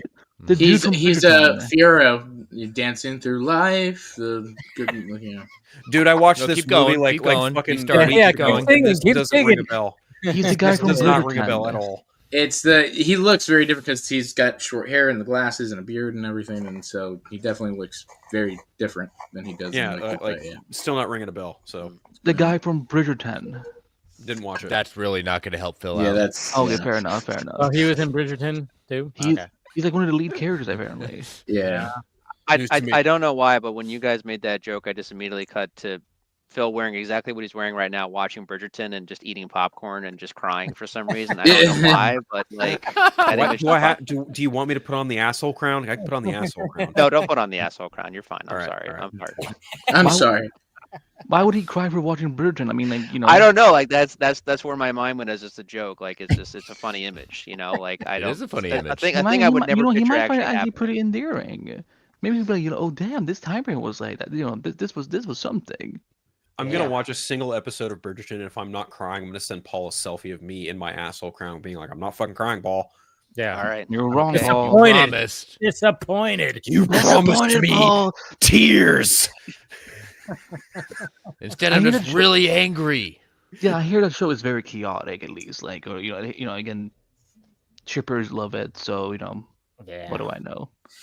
I don't know. It's- I just know okay. fancy people dancing. That's all I know of the show. I know a lot of people. Let me clarify. A lot of women on my threads feed are just like Just let's straight, say it's girl porn. dude. They are just over the fucking moon about Jonathan Bailey Yeah. being in this movie, and I'm like, I've literally never seen him in anything, and I watched Wicked. Yeah. So whatever the fuck role he played in that, I was not paying attention. He's- evidently. He's a good-looking chap. He's a good Yeah, Sure. he's a gay icon, and we love it. But Yeah. sit here and tell me he's basically not an amalgam of Alan Grant and Ian Malcolm. Even worse, I think they switched it. They're trying. Well, not because Ian Grant's not like a military person, but you know, he's more like Laura Dern. He's the nerdy scientist studying the animals, you know, and doing all that type of stuff. And then I don't know who the Dude, Grant Okay. no offense, comparison is. kind of way off base about Laura Dern's character, because even in the book, Ellie Sattler is just eye candy. Like they literally describe, like Right. Crichton literally writes her as like she's a good looking young girl in shorts, and I'm just like, yeah, that's fucking Laura Dern in the movie. Yeah, but she was bad. Good looking young guy. Yeah, like I'm True. That Yeah. Well, final- yeah, final Ellie, act is pretty she's badass. got two great scenes in the original Jurassic Park movie. One is finding the Triceratops and trying to figure out why she's sick. Yes. Great Yes. scene. And then the other one is where Hammond is going on about the fucking flea circus. Yeah. And she's like, "Are you out of your mind? Like we're dying. People are dying. We have to get out of here." And I was Yeah. like, "Okay." Lip, check your So- Discord. I just sent It you a was shot of him from the- infinitely better than anything she did in The Last Jedi. Okay, I'm done. Lip, I sent you a shot. Oh my god. Okay, you know Yeah, what? yeah, Her flying the fucking ship into Snoke's Star Destroyer. All right, That's a cool That was sequence. cool. That was cool. That was dope. fucking That was cool. dope. But Yeah. everything else, Whatever, everything yeah. else, she was just like this. And she hated Poe so Yes. much. It was like, fuck. Which one did she play again? I forgot She's her name. Holdo. Holdo with the Holdo, purple yeah. hair. She Oh, I looks like fucking hated that woman. she Yeah. looks like she belongs in the Jetsons. Yeah. Yeah, the only thing her sacrifice was really cool. Oh, that Other than woman that, drove she me insane. Yeah. Other than Lip, that, check your Discord. I send you an image of like what he looks like in the movie. no, but yeah. And some people are even saying like Yes, his name I John Bailey? know that's him in the movie. I don't Yeah. know who the fuck he some looks people are like. even saying like he could be a good Batman. Like well, obviously we keep talking about DCU Batman. I mean the dude's jacked. I mean we've Yeah. seen like some of the How tall is he? images. Listen, I'm still How tall is he? We do have to check that. that one guy from 1923. He is- He's Oh yeah, my- yeah. He's 5'11". He's 5'11". I'm sorry, but 5'11". my Batman needs to be 6 foot and above. Yeah, especially if David Cornsweat 6'4", 6'5". Yeah, we might need a. I taller thought David Batman. Cornsweat I don't know what- was like 7'2" or something. He Yeah, looks No. Now, there- Cornsweat is literally the same height as Christopher Reeve was. No, I'm just kidding. Like, I'm yeah, just, he- but Aren't he they, looks. aren't they also? Hold on. Aren't they also going to be aiming for a much older Batman as well because of Damian? They never said being- much older. They It said was just that just he's like- just gonna be a daddy. Well, basically, like probably late 30s, early 40s. Yeah. You know. All Yeah, right. the absolute youngest Batman could possibly be in this universe is at the very least 35. Yeah. Because Yeah. typically he starts his year one starts around the time he's like 24, 25. Yeah. typically. Then you got Damien. That's a whole Right. thing. So Right. yeah. Exactly. I don't know. Like, I mean, again, age is not even like a thing when it comes to actors because, people don't look their age. And then, of course, they could even age them up, and then if they don't look their age, I don't know. I always love it when I get that when I'm on Twitter. It's like, well, he's this age. I'm like, yeah, but he doesn't look it. It's like, stop saying that, yes, I get it. He's in his late 30s, but he does not look. He could play a 20-year-old and blah blah blah. It's like, stop thinking like that. That's almost like the people who think it's going to be totally viable for Robert Pattinson to be the DCU Yeah. Batman by the time the third Batman film finishes because he's going to be age appropriate. I'm just like, shut up. Age appropriate. He still looks like almost Twilight Right. age. I look older than Robert Pattinson. That's what's so sad about it. Nah, but I mean, he's got it's partly genetics. It's partly the fact that he's in Hollywood and he's whatever the fuck he's doing. Well, Dude's he keeps a pretty solid workout regimen as far as I Too. know. Yeah, he keeps fit. I'm so looking forward to Mickey 17. I was just going to bring that up. Yeah. Oh man, Okay. like all the physicality stuff he had to do for that. He Yeah. probably had to stay in shape. Dude, Oh, I man. mean, I've been looking forward to that movie ever since it was announced. And then when it was like when the first trailer came, because it was just announced that okay, it's Bong Joon-ho. Yeah, like first off, obviously, when it comes to Snowpiercer and Parasite, great fucking filmmaker. I'm like, okay, cool. We got him. We got Robert Pattinson, and it's about future, and he's cloned, and he keeps getting recloned. Cool. And then when you see the first trailer, you go, "Oh my god, this is a dark comedy. What the fuck? This is like this. I was not expecting that. I am wanting to see this more. This is going to be outrageous. Thank you." And he's got a weird, crazy voice. What the fuck? I mean, it just got better with everything that came out when it came to that. So that's why it's like one of my most anticipated movies. Yeah, I like I think that it looks Steven. really good. I like that Steven Yeun's the one's like. So Yeah. what's it like to die? Yeah, That shit is just perfect. it's got a great cast. It is cool because Bong Joon-ho's filmography, he always has a good amount of dark comedy, in his stuff, even in his Korean films like The Host and other stuff. And so like, Yeah. or Okja there's always a character in there or something that and so like this very much feels like he's leaning into that more so than ever. And so I'm very much looking forward to how that's gonna. I will come say across. this. Okay, so speaking of Snowpiercer, Yeah, go down this rabbit hole because I ended up one time. I saw a video. Charlie and the Chocolate Factory. Yes, the theory that Snowpiercer. Oh yeah, I know about this. Yes. Bro. Is like the sequel to Charlie and the Chocolate Bro. Factory. Holy shit! Woo! And fucking Ed Harris, who's Wilford, Yep. is actually It's- Charlie. It's Oh my headcanon to God. me. It's headcanon to me. Dude. It makes complete sense. When I went down that rabbit hole, and I haven't watched Snowpiercer since, but I might put it on this weekend because it was just like probably a couple of weeks ago or something. I saw the theory. I was like, holy shit, man. Yeah. That's another reason why I look Is that the forward Chris to this. Evans show that he did a month Yeah. years ago? No, it wasn't the show. They have the show now, but originally it was a movie original with Chris Oh, Evans okay. and My bad. Ed Harris and Tilda Swinton. Yeah. Correct. Oh my God, dude. And so, but it's one of my favorite movies. So this looks a little bit similar, even like I said, in the dark comedy. Like that, Snowpiercer is filled with dark comedy. Oh, yeah, it is. totally. It's like, Very much so. but so yeah, I'm very excited for this. I'm a big Bong Joon-ho fan. Yeah. I only heard slight rumors that Bong Ho was having issues with different cuts and the studio as well. So I'm hoping that the version that we get is the intended director's cut, if that's the case. Yeah. Because I know that was an issue. That was different situation, but I know Harvey Weinstein wanted to cut down Snowpiercer, and Bong Ho was like, no. Yeah. And Well, that man benefit is, everyone. that man has no say now. Yeah. Yep, that's for fucking sure. May but, he you die know, in prison. I cannot wait for his death. Yeah. You know what's funny is like I saw Snowpiercer before it got released. It was so weird because I remember I went to my friend's house. I hadn't seen it in a while. We hung out and they were like, "Hey, let's put on a movie."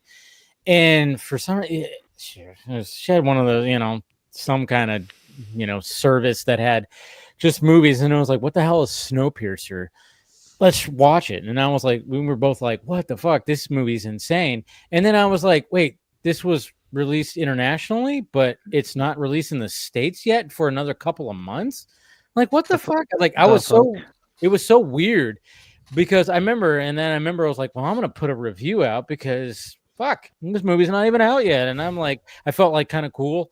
I was like, hey, I got to see this movie before, whatever the fuck. But it was just so weird, the releasing of that movie. And it just didn't, it was kind of funny because it became this cult classic. That's why it turned into a fucking TNT series because people loved it so much. And then they're like, hey, we're going to turn in the series. And I guess the series has gone like 4 seasons. I haven't watched it. But it's just kind of crazy how that movie like never was like got a huge opening, but people caught wind of it and it became such a cult classic where it's like, yeah. And then all of a sudden we get this fucking Charlie and the Chocolate Factory theory. And I'm going, oh my God, it all checks out. You just like, it does. You just gotta go, oh my God. Pretty funny. Yeah. So if go down that rabbit hole, anybody's watching or any of you guys, fucking just type it in. It's crazy. It's funny you got to watch a movie before it came stateside. I'm so glad you didn't have to lie about it. Wait, what are we talking about here? I am dying. Oh Jesus fucking Christ! I'm actually crying laughing. How do I say this eloquently? Yeah. How do you say this eloquently?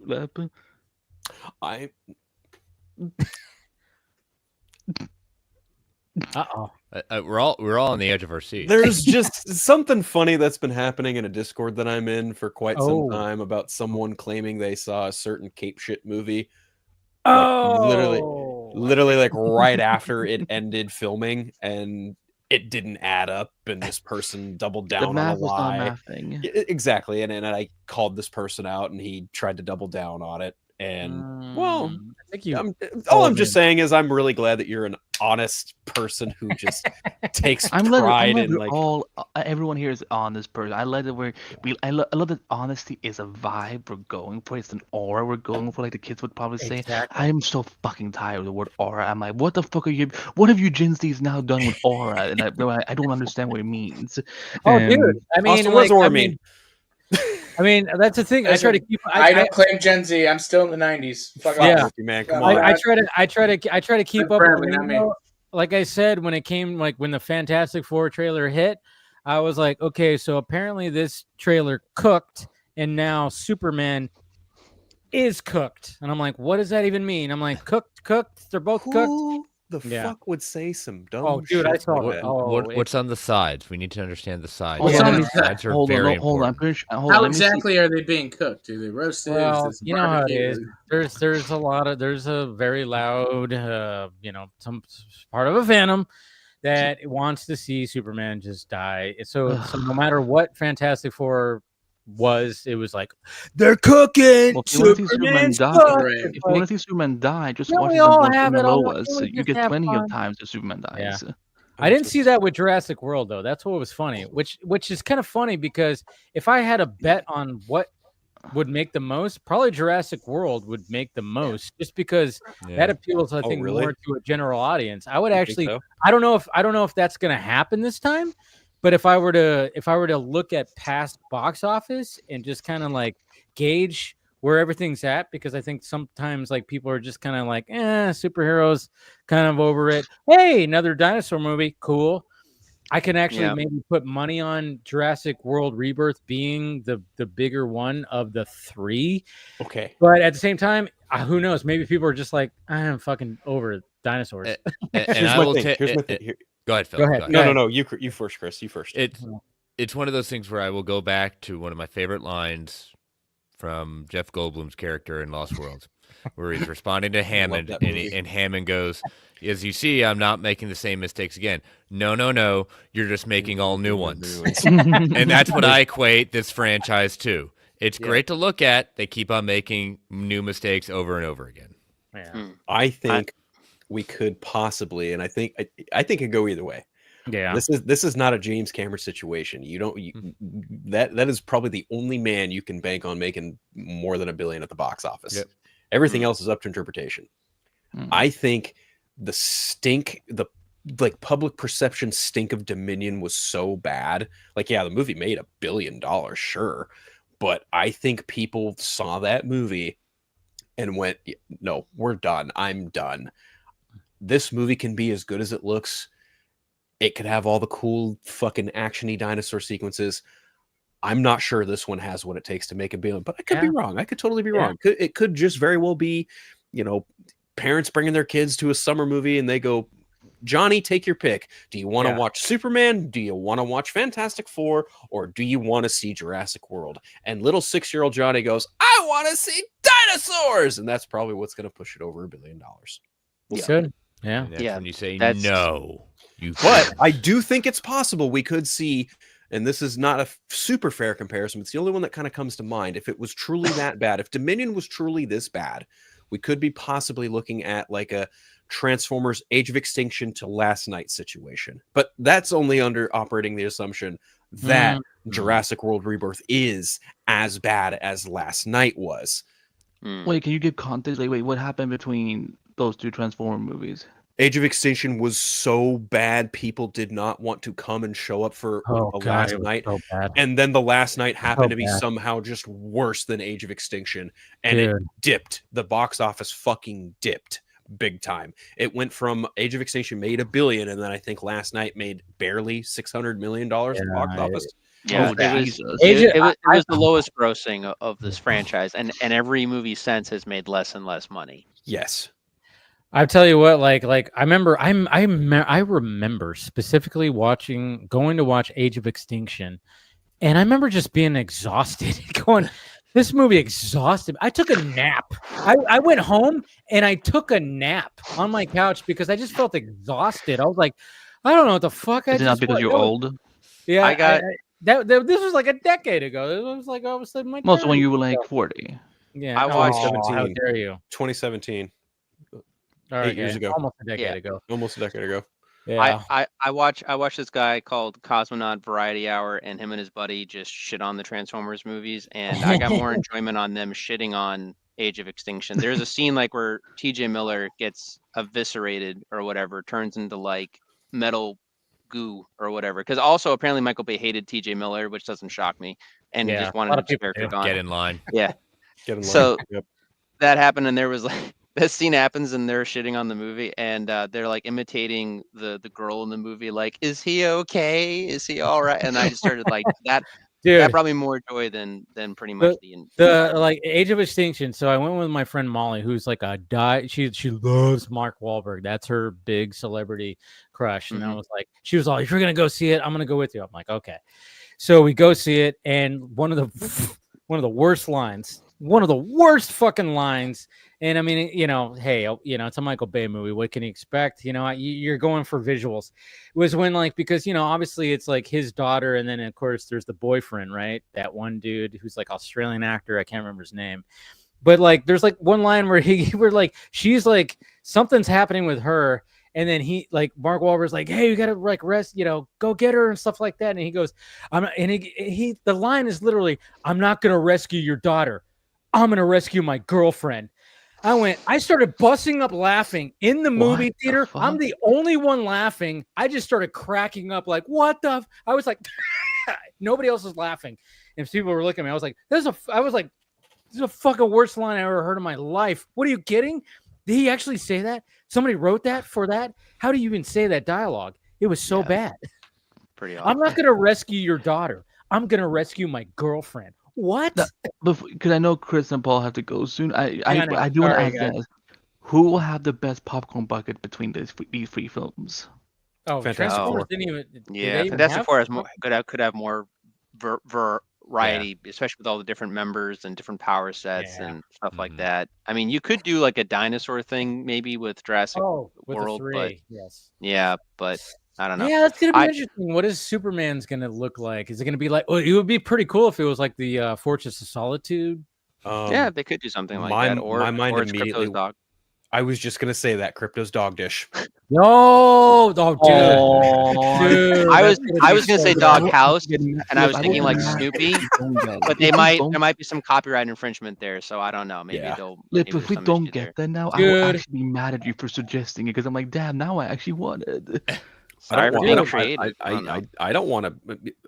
You know what? Dude, Maybe I God. do want a job at DC's marketing. That'd be fun. Maybe I know you did. Yeah. Even just for like something where it's just like crypto laying on top of the Fortress of Solitude, like Snoopy, that would be pretty cool. How dare you, Dave? I'm just saying that I'm writing down that idea right now. Yeah. I will say, as far as the movie's performance, I'm kind of all over the map too with everything, because I'm with Phil in the sense of that every movie since Jurassic World has made $1 billion regardless, because kids love dinosaurs. And if the movie's even half competent, which Gareth Edwards could very well pull off, that's the thing. Then we have Gareth Edwards, who's a talented director. That's and David Cope. Yeah, so maybe, but you know, he also made Rogue One, so yeah, I like. Did you like Rogue One, Lip, or did you not like it? Fuck no, that movie's that movie's so boring. Oh man, I least favorite Star Wars movie ever made. Okay, well, he's shown, but regardless, everyone is allowed to have their opinions. I get it. If they make a competent movie, like, they'll probably have more money, but more or less they're still going to probably make $1 billion, just because it's been the par of course, and kids like to see the new dinosaurs, and they're looking like they're doing another new dinosaur. Like a mutated dinosaur that looks like a xenomorph almost. Right, exactly. So that sounds terrifying. It looks weird. But really, the comic book properties. Another Goldblum comment too. It's like, you didn't have to do it. You didn't have to do it, but you did it, and you. The comic book properties they're the ones that are more up in the air, because you've got Superman, which frankly, like, the trailer was pretty successful when it came out. People seem to be somewhat excited. I still feel like there's kind of, back and forth in the air about, do they want to, because the DC brand is just kind of in a bad place, and I don't know if everyone's going to want to jump on and give it another shot or another chance. And also, like, the trailer didn't really do anything for me personally, so I don't know. And I think there's a lot of people like me that weren't really, like, maybe they'll check it out, but maybe like a later time. They're probably not in theaters. And then Fantastic Four is also another, like, up in the air kind of thing, because technically I think the trailer did a very good job, like, reintroducing. It looks like they're in the right direction or in the right mindset. But the thing is, people don't talk about that much, is Fantastic Four is a popular comic book franchise, but almost all of their interpretations outside of the comic books, like, not counting, like I said, occasional good video game or in a decent cartoon, like 95% of the interpretations are bad. So, like, most general perceptions of Fantastic Four aren't great. So it's like, they may know who Fantastic Four is, but, like, are they going to be compelled enough to want to go to the theater and, like, see, like, what this movie is even, like, all about, or how it pertains to the other Marvel movies, if they're even still engaged at this point? I mean, how do you guys see the Brave New World doing, which will be coming out next week? I think it's going to be completely Captain America. mediocre. I think it's going to be completely dependent on word of mouth. 100 million. Whoa, under 100 million opening? Yes. Wow. Ooh, it's going to be the worst. It's going to be the worst performing of all the caps. Damn. I don't know about that, but maybe. You never know. All the clips I'm seeing have not been good. Like, they're not pretty. They're not really that great. I'm still gonna go see it, of course. But yeah, I see it not. I don't see it flopping, but I see it underperforming. Underperforming definitely is a huge possibility. That I can agree with. I Not gonna don't be know a about flop. less than 100 million flop. opening, but I don't think it There's will a flop. reason they put it in February. that's very fair. I'm just That's saying, very fair. if they had confidence in it, Thunderbolts would have been reversed, and it would open the summer. Thunderbolts Well, look you way can better. you can also think about it. Oh, sorry. They put Black Panther in February in Yeah, 2018. Granted, times have it's changed. right. Times have changed. I'll give you that. Times have changed. But They did. And Deadpool, the first Deadpool was Deadpool was there as well. Deadpool literally was That's not. Fox at that point. Yeah, Fox and also did not have any faith in it. They literally thought Deadpool was going to bomb. They only did it because Deadpool also had a budget of $60 million. This one's purported budget, as far as I saw, last I saw, so was much. $180 million. Yeah, but it's way more than that's that. minimum. That's before reshoots. So who fucking knows? I don't know. I get why they put it in February, like, because again, like, it is Black History Month. This is that's the thing. Yeah, That's the thing why. from the thing that I'm, and again, get ready for SJW Andy Rat. What I'm petrified with this film is that because I'm behind the idea of Sam Wilson being the new Captain America, but I can only see those racist fucknuts. If this movie does not perform, they're gonna use it as an excuse to say, Oh, of "See, this is course. why a black They Captain already America are. doesn't work." It's already Yeah. happened. It's Yeah. already Yeah, like I'm already worried that if it does not perform at least to a standard that they want, like Marvel will already be trying to push Bucky as a Cap in Secret Wars or something. Like again, it'll be the three of them, like a Marvel situation, but I could see that happening if it doesn't do like what Well, they want it to do. But think of it this that's way. more. Think of it this way: before the first Avengers movie, which one of the solo Marvel movies was the most successful? Iron Man. Which Avengers did the Avenger movie center around the most? Predominantly Iron Man. I think whatever happens with Thunderbolts, Captain America, and Fantastic Four, that is maybe going to determine who might have more of a focus in Avengers Doomsday. We already know that the Fantastic Four will be present in both Doomsday and Secret Wars. Victor Von Doom is the villain. It's going to be a pretty heavy Fantastic Four centric story, more or less. Like they will have a larger part to play. Now, as far as like the Avengers proper, look, Doctor Strange had a really great run, and I mean like monetarily at the box office. Like Doctor Strange and Multiverse of Madness made a lot of money, but that budget was also high as fuck. So it really just kind of boils down to who does Marvel want to put at the front and center of their collective new Avengers group. Would they possibly use Bucky? I don't think so, because Bucky's he's an Avenger, but he's already wrangling the Thunderbolts and he's dealing with a whole bunch of other shit. Like where he is at in the MCU, he's just kind of, I wouldn't say sidelined, but he's definitely like doing his own thing. I think if you want to get people together, you focus on who fucking worked. Shang-Chi, Miss Marvel, maybe Sam. And I think you can still get away with it because thank you, Kate Bishop. Spider-Man. You can still get away with having Sam be Captain America, because Captain America: The First Avenger was the lowest grossing movie of Phase. Oh wait, no, hold on, no. Incredible Hulk was, but of like that was also Universal, not Paramount, which did the other ones. But still, despite the fact that Captain America: The First Avenger only made like 300 some odd million at the box office worldwide, they still had Steve in there as Cap, and there was still like a collectively great experience between all of the characters. Regardless, however, Captain America does at the box office, I think there's still room for Sam Wilson to be Captain America in these Avengers movies going forward. Now, specifically speaking to Captain America's box office, that's a fucking whole different conversation, because it's a wild card at this point. We've seen, a failed attempt at moving the multiverse saga forward with Ant-Man and the Wasp: Quantumania, but then we've also seen the reaping of rewards in terms of like how good that month can be for the likes of a Deadpool, for the likes of a Black Panther. It's really going to boil down to like word of mouth, and if this movie has the quality to back it up at this point. Were the reshoots worth it or not? That's kind of what it boils down to. Yeah, I would have been more worried if this movie, if they had pushed this, if they had released it during January. That's when I would have been like, oh yeah, they don't have faith in it. I know. It's also just to add this also really quick. This movie is not meant to sell us. We were going to be there no matter what, because we do shit like this.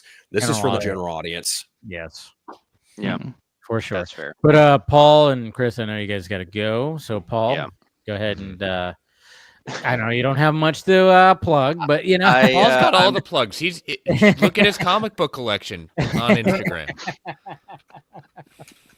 No, I'm not that too much. No, if I post anything on Instagram, and you guys have seen, if you look at my Instagram stories, I'll even post it usually under green sometimes too, just as like oh, look what books I got today. Like that's basically it. But oh guys, I finally did get Supergirl, the world of you sent me that picture. Nice. Yeah. Good.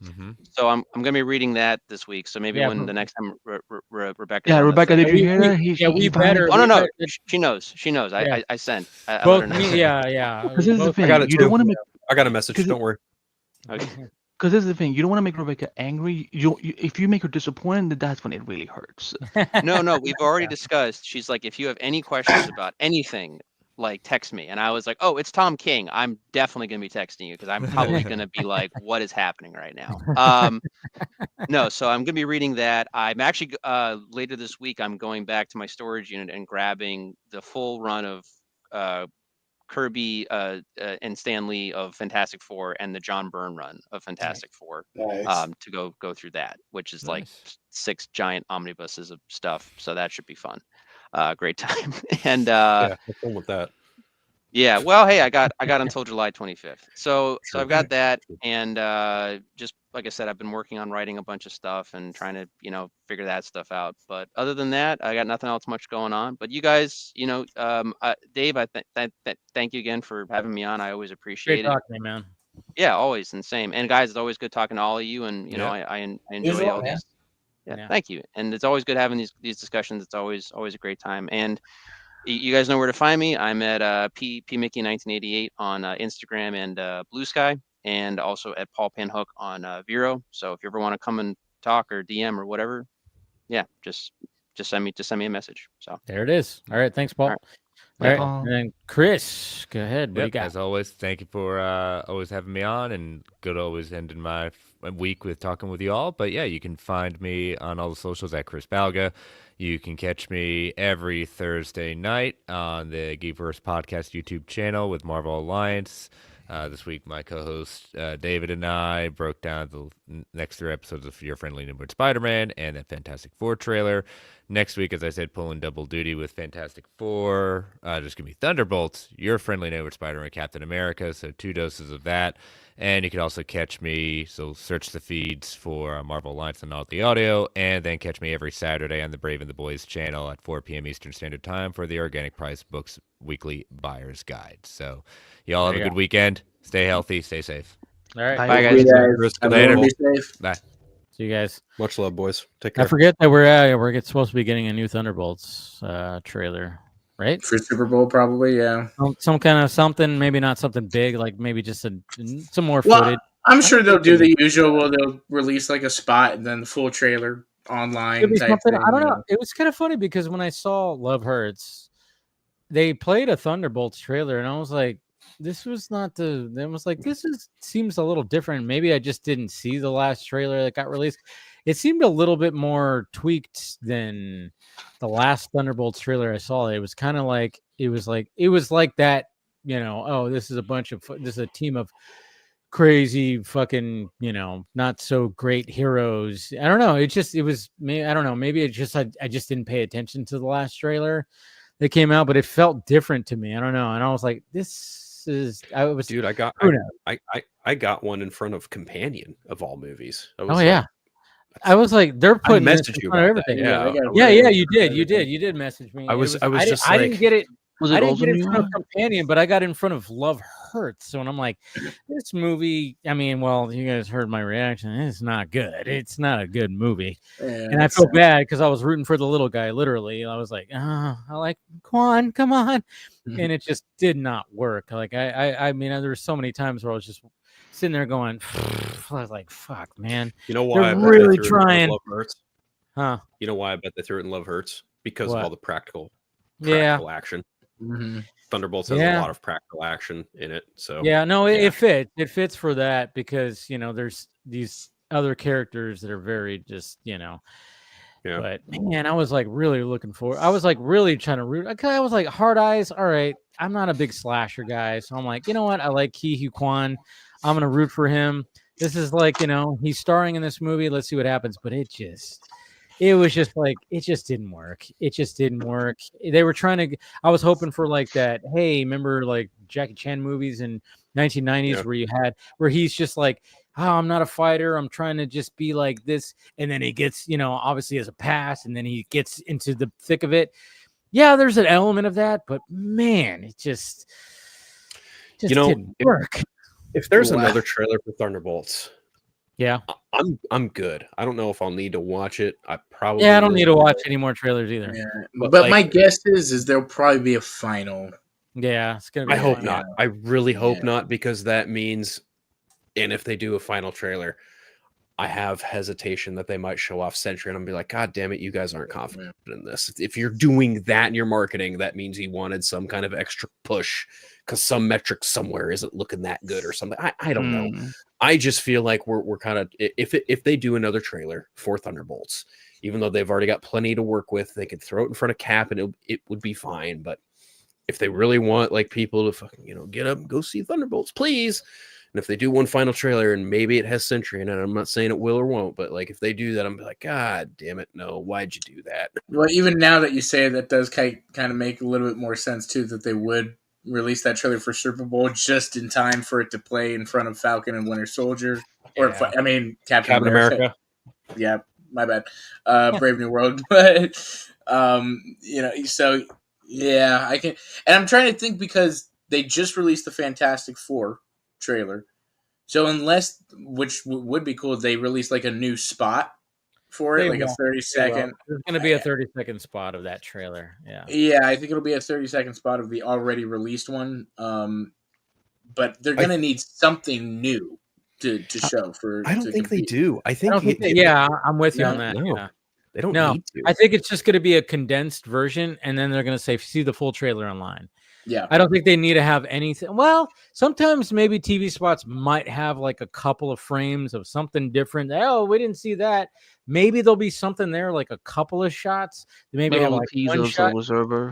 Yeah, but for the most part, it's just going to be a condensed. Like we don't see her, but like kind of just a little like. Yeah.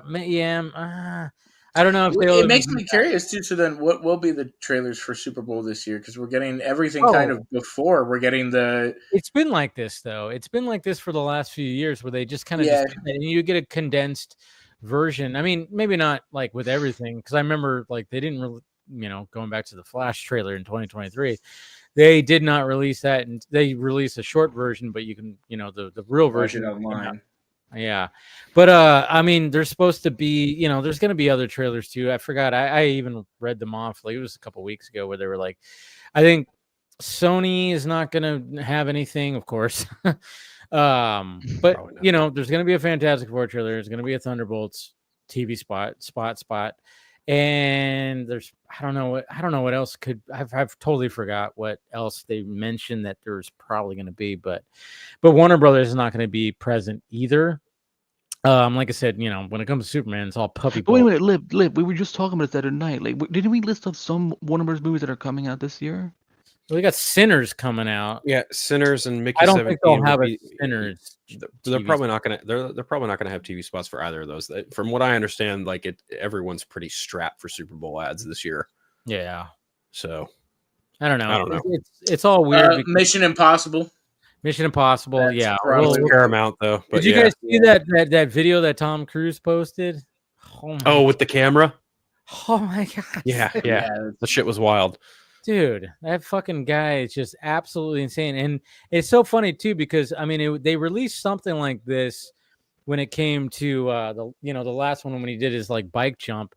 And it's just like, I just wonder, how does Christopher McQuarrie still have hair? Like watching this, I mean, even though he's harnessed, he's still hanging from a fucking airplane. And look at him. And then didn't he say he passed out physically a couple times or something? Probably. I can't look at this. This is giving me anxiety. Jesus Christ. But it's just like, it's absolutely insane. It's like, how do you do that as a director? You're just look at his face. He's like, please. Tom Cruise is the reason why he's all grayed out. Yeah. He's just insane. I mean, look at that. I mean, he's fucking doing that. Even though he's held up by two cables, that is still absolutely insane. He's also like 59 years old, 60, something like that. Yes. Yeah. Well, that's what he was saying. Wild. He was saying that like the big part about it is that you're going that speed, like 130 miles an hour. Yes. Your head out there, you don't have oxygen.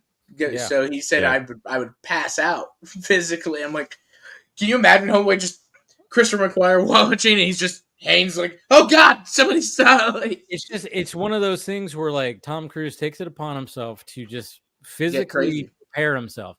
Yep. Well, that's the thing about Tom Cruise is like he knows how to physically prepare his body to do, like, I mean, even in Rogue, apparently, and I think in this one too, he's gonna have a scene where he's gonna have to hold his breath for a long time. But I mean, in Rogue Nation, that scene where he was like underwater, it's a long shot where he held his breath, and he trained himself to hold his breath for more than 5 fucking minutes. I think it was like what? 7 minutes or something like that. Oh, it was something like that, and it was like, how the fuck is he still alive? that movie, that scene. Anytime I Take watch that, Avatar: Way of Water.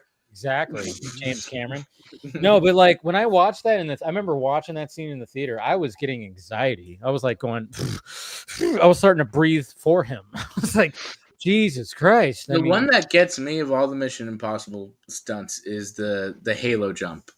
No, that is, and the way that they shot that, and like, I love what I love about that too is like, and good on Henry Cavill. Yeah, Cavill wanted to do the Halo jump, and Tom Cruise had to like walk up to him and goes, "You can't, dude. He's like, I have like 200 jumps. You don't." He's like, "You can't do it. I'm sorry. I get it. You want to do it because you want to fucking," but he's like, "You can't do it." Yeah, you're not Superman here. Yeah, I mean, you are Superman, but not that Superman. And listen, Cavill did well enough. He gave us the dude, load up arms and. Well, when it came to that bathroom scene, apparently there's no stuntman in there. Like both of them are doing all those fucking all that shit. There's no doubles in there. Like Cavill, because I remember reading about that too. It was like Cavill was like doing most of his own shit. I mean, there's a couple times where couldn't, especially the Halo jump, but he really wanted to do it. And Tom Cruise is like, dude, sorry, you can't. And I have like, Cavill. Speaking of, did you James guys, Bond? Yeah, did you guys see the audition? I saw that it was uploaded, and I've seen like the still images of it, but I haven't like watched it. Yeah. Well, Dave, I think this is the perfect time for a reaction. Well, I already went over it in the beginning. Yeah. But I mean, we could pull it up. We can look at Anthony Starr's edition instead if we want. It's definitely not great. It's not the greatest, but this is 2006. This is almost 20 years ago. This is 19 years ago. That hair, though, man, the hair that he was rocking. I mean, I fainted. I mean, he looks like a rock star, man, looking like Gavin Rossdale right there. But I mean, it's bank loses. Enjoy it while it lasts. The very words I live by. So tell me, what are the words you live by? The trick is to quit while you're ahead. I never learned that trick. Perhaps you'll show me how it's done. Oh, come on. See, that right there, that is the signature Cavill look, the side look. How many times have we seen that in like pretty much every movie that he's in? He like looks to the side, raises an eyebrow. That is like the signature Cavill look. That's what I kept pointing out, is that look right there where he just kind of goes, I don't know. But, and he does a shake and not stir thing. Yeah, it's not the greatest. I can understand why Craig got it. Maybe now after dude, Craig is like the best. I've never watched a single James Bond, but if Henry got cast, I would be first in line. No, Craig. Watch Man from U.N.C.L.E. I think it would. Yeah, he would be good now. But Army Hammer's That's and the then thing. I'm like, ew. But like if you like, especially after watching Man from U.N.C.L.E., I can go, okay, he can play it now. Then no. Then no. But now, yes. It's too early for me. Or I'd still love to see him as a Bond villain. I think he would be a great Bond villain. Did you see Anthony Starr's audition for Bond? I didn't see Anthony Starr. I didn't even know. People found it like almost hours after Henry's was discovered. That's so funny. I did not see. Let me see. It's funny that Superman and Homelander auditioned for the same role. Right. It's pretty funny and ironic. Wow. Oh, God. I can't even imagine. This is 2005. This is 20 years ago. Yeah. God, I didn't even know this existed until now. Look at this. Oh, wow. Uncle. Look at that hair. It appears we share the same passions. 3 anyway. Bond's Australian now? Military. Yeah. Actually, New Zealand. I hope the 3rd is where your real talent lies. He doesn't have the smirk. He doesn't He have doesn't have the look. He doesn't have. He I was really literally doesn't have it. just thinking the same thing. He just doesn't have it. that look, that Not face that he's making. Not then. Not now. What are the words you live by? The trick is to quit while you're ahead. It's like he's trying to do an impression and it's just not working. Perhaps you'll show me how it's He's done. trying to do Pierce Brosnan. What is that? The like Yep. There's a trick you've never.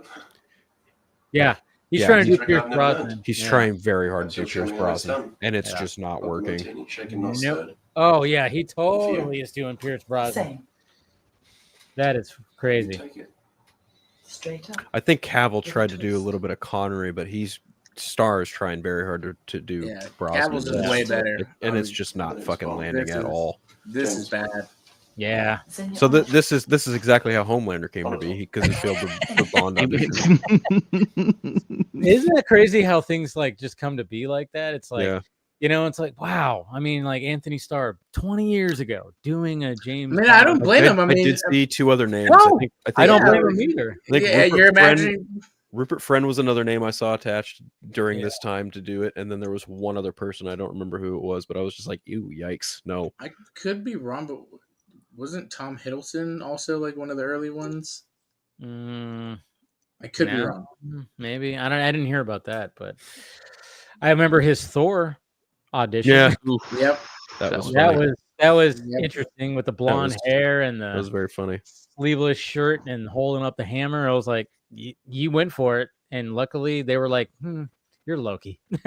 Yeah. Thank God he got that. But yeah, it's always interesting to see like you know, auditions like that. It's just I think the reason why these came out is because there is a James Bond documentary coming out. I think this is why these are coming out. So I looked into this. Apparently, the reason they got uploaded is because the person who uploaded to their YouTube account used to be affiliated with Sony Pictures, and Sony Pictures at the time was handling Casino Royale.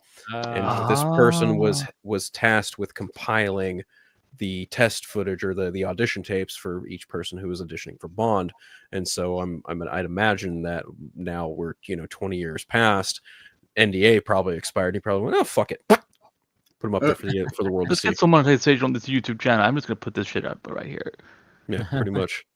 But I do think that is also part of the reason why. I think we're probably gearing up to hear something about another Bond film soon, because I know Barbara Broccoli is like apparently been having it out with MGM about trying to like franchise Bond. She's like, "Fuck no, we're not doing that." Oh yeah, they want to make like shows and spin-offs and shit like that. And she's just been like, "No, fuck that. It's a movie franchise and it's staying that way."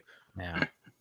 Good for her, honestly. Yeah. I mean, again, I don't follow James Bond, but that sounds weird even to me. I'm like, Well, because it's not even so much the MGM wigs, it's Amazon, and it's Amazon wanting to be like, "We want to milk this for all it's worth." It's like, no, you're fine. You have The Boys, you have Invincible, you have Spider-Man Noir, you have Lord a of the bunch of Rings. shit in the pipe. Sure, Lord of the Rings. Like, you have all this shit. You're fine. You don't need to do this with Bond. Bond is Bond. Bond is movies. Keep Bond in the movies. It's fine. But I know, and apparently the rumor is they're going to go back to a more campier version, which I'm fine with. I'm like, yeah, make it the campy, like gadgety. Q is like, here you go. Try to bring this back in one piece, Mr. Bond. Let's do all that again. I mean, when it came to Daniel Craig, what I love about the Daniel Craig movies is it was like more grounded, more like rugged, more like I mean, it was like very. I mean, when you put on Casino Royale, I remember going to see Casino Royale and being like, okay, what's going to happen here? And it opens up with a fucking parkour crazy chase sequence, foot race. It was like, what the fuck? Like, this is insane. Like, we'd not seen a Bond like this because, before that, I was like, I watched all the Pierce Brosnan Bonds, and that was the crazy, the more gadgety, campier Bond. And then they were just like, no, we're doing a different one this time. And it was like, they kept with that. It worked.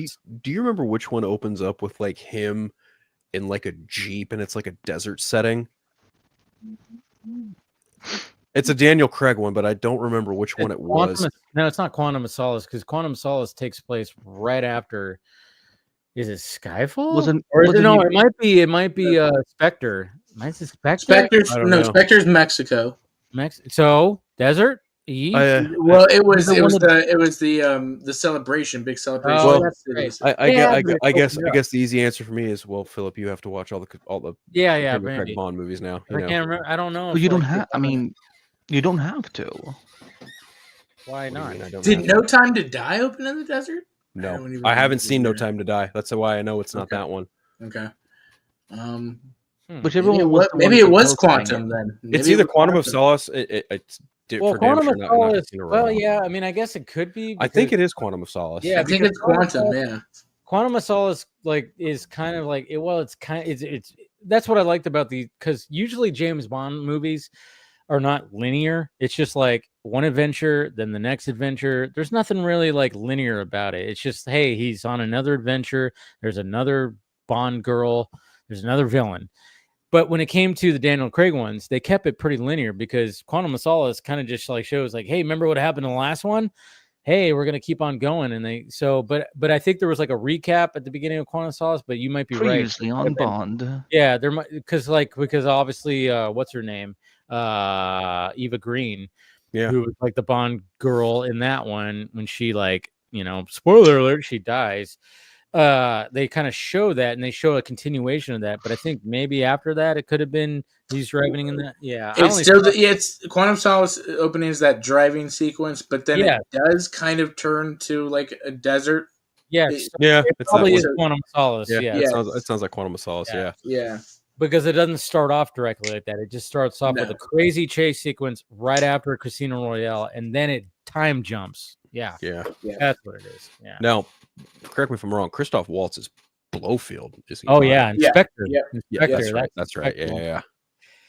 And it, for the most part, I thought it worked. Like Spectre is like they were trying to go back to like, hey, remember these villains of James Bond, but we're gonna try to make it more, grounded. Yeah, didn't quite work. But wasn't Rami Malek in the latest one, No Time to Die? People were theorizing he was like a version of Dr. No or something. Yeah, they were trying to do that too. Yeah, it was kind of like something like that too. And it's kind of funny because, obviously, no spoilers because I know you haven't seen it, but it's like anytime it's like, oh, we're wrapping it up, there's always like that question. I mean, especially when it comes to like that version where like it kept, and it was what was cool again about it is like they kept a linear thing. So it was like, okay. Yeah. Is he going to make it out? Is he not? Is it just going to ride out in the sunset? All that kind of stuff. And, there's always like that kind of question. And I actually had that question going back to Mission Impossible.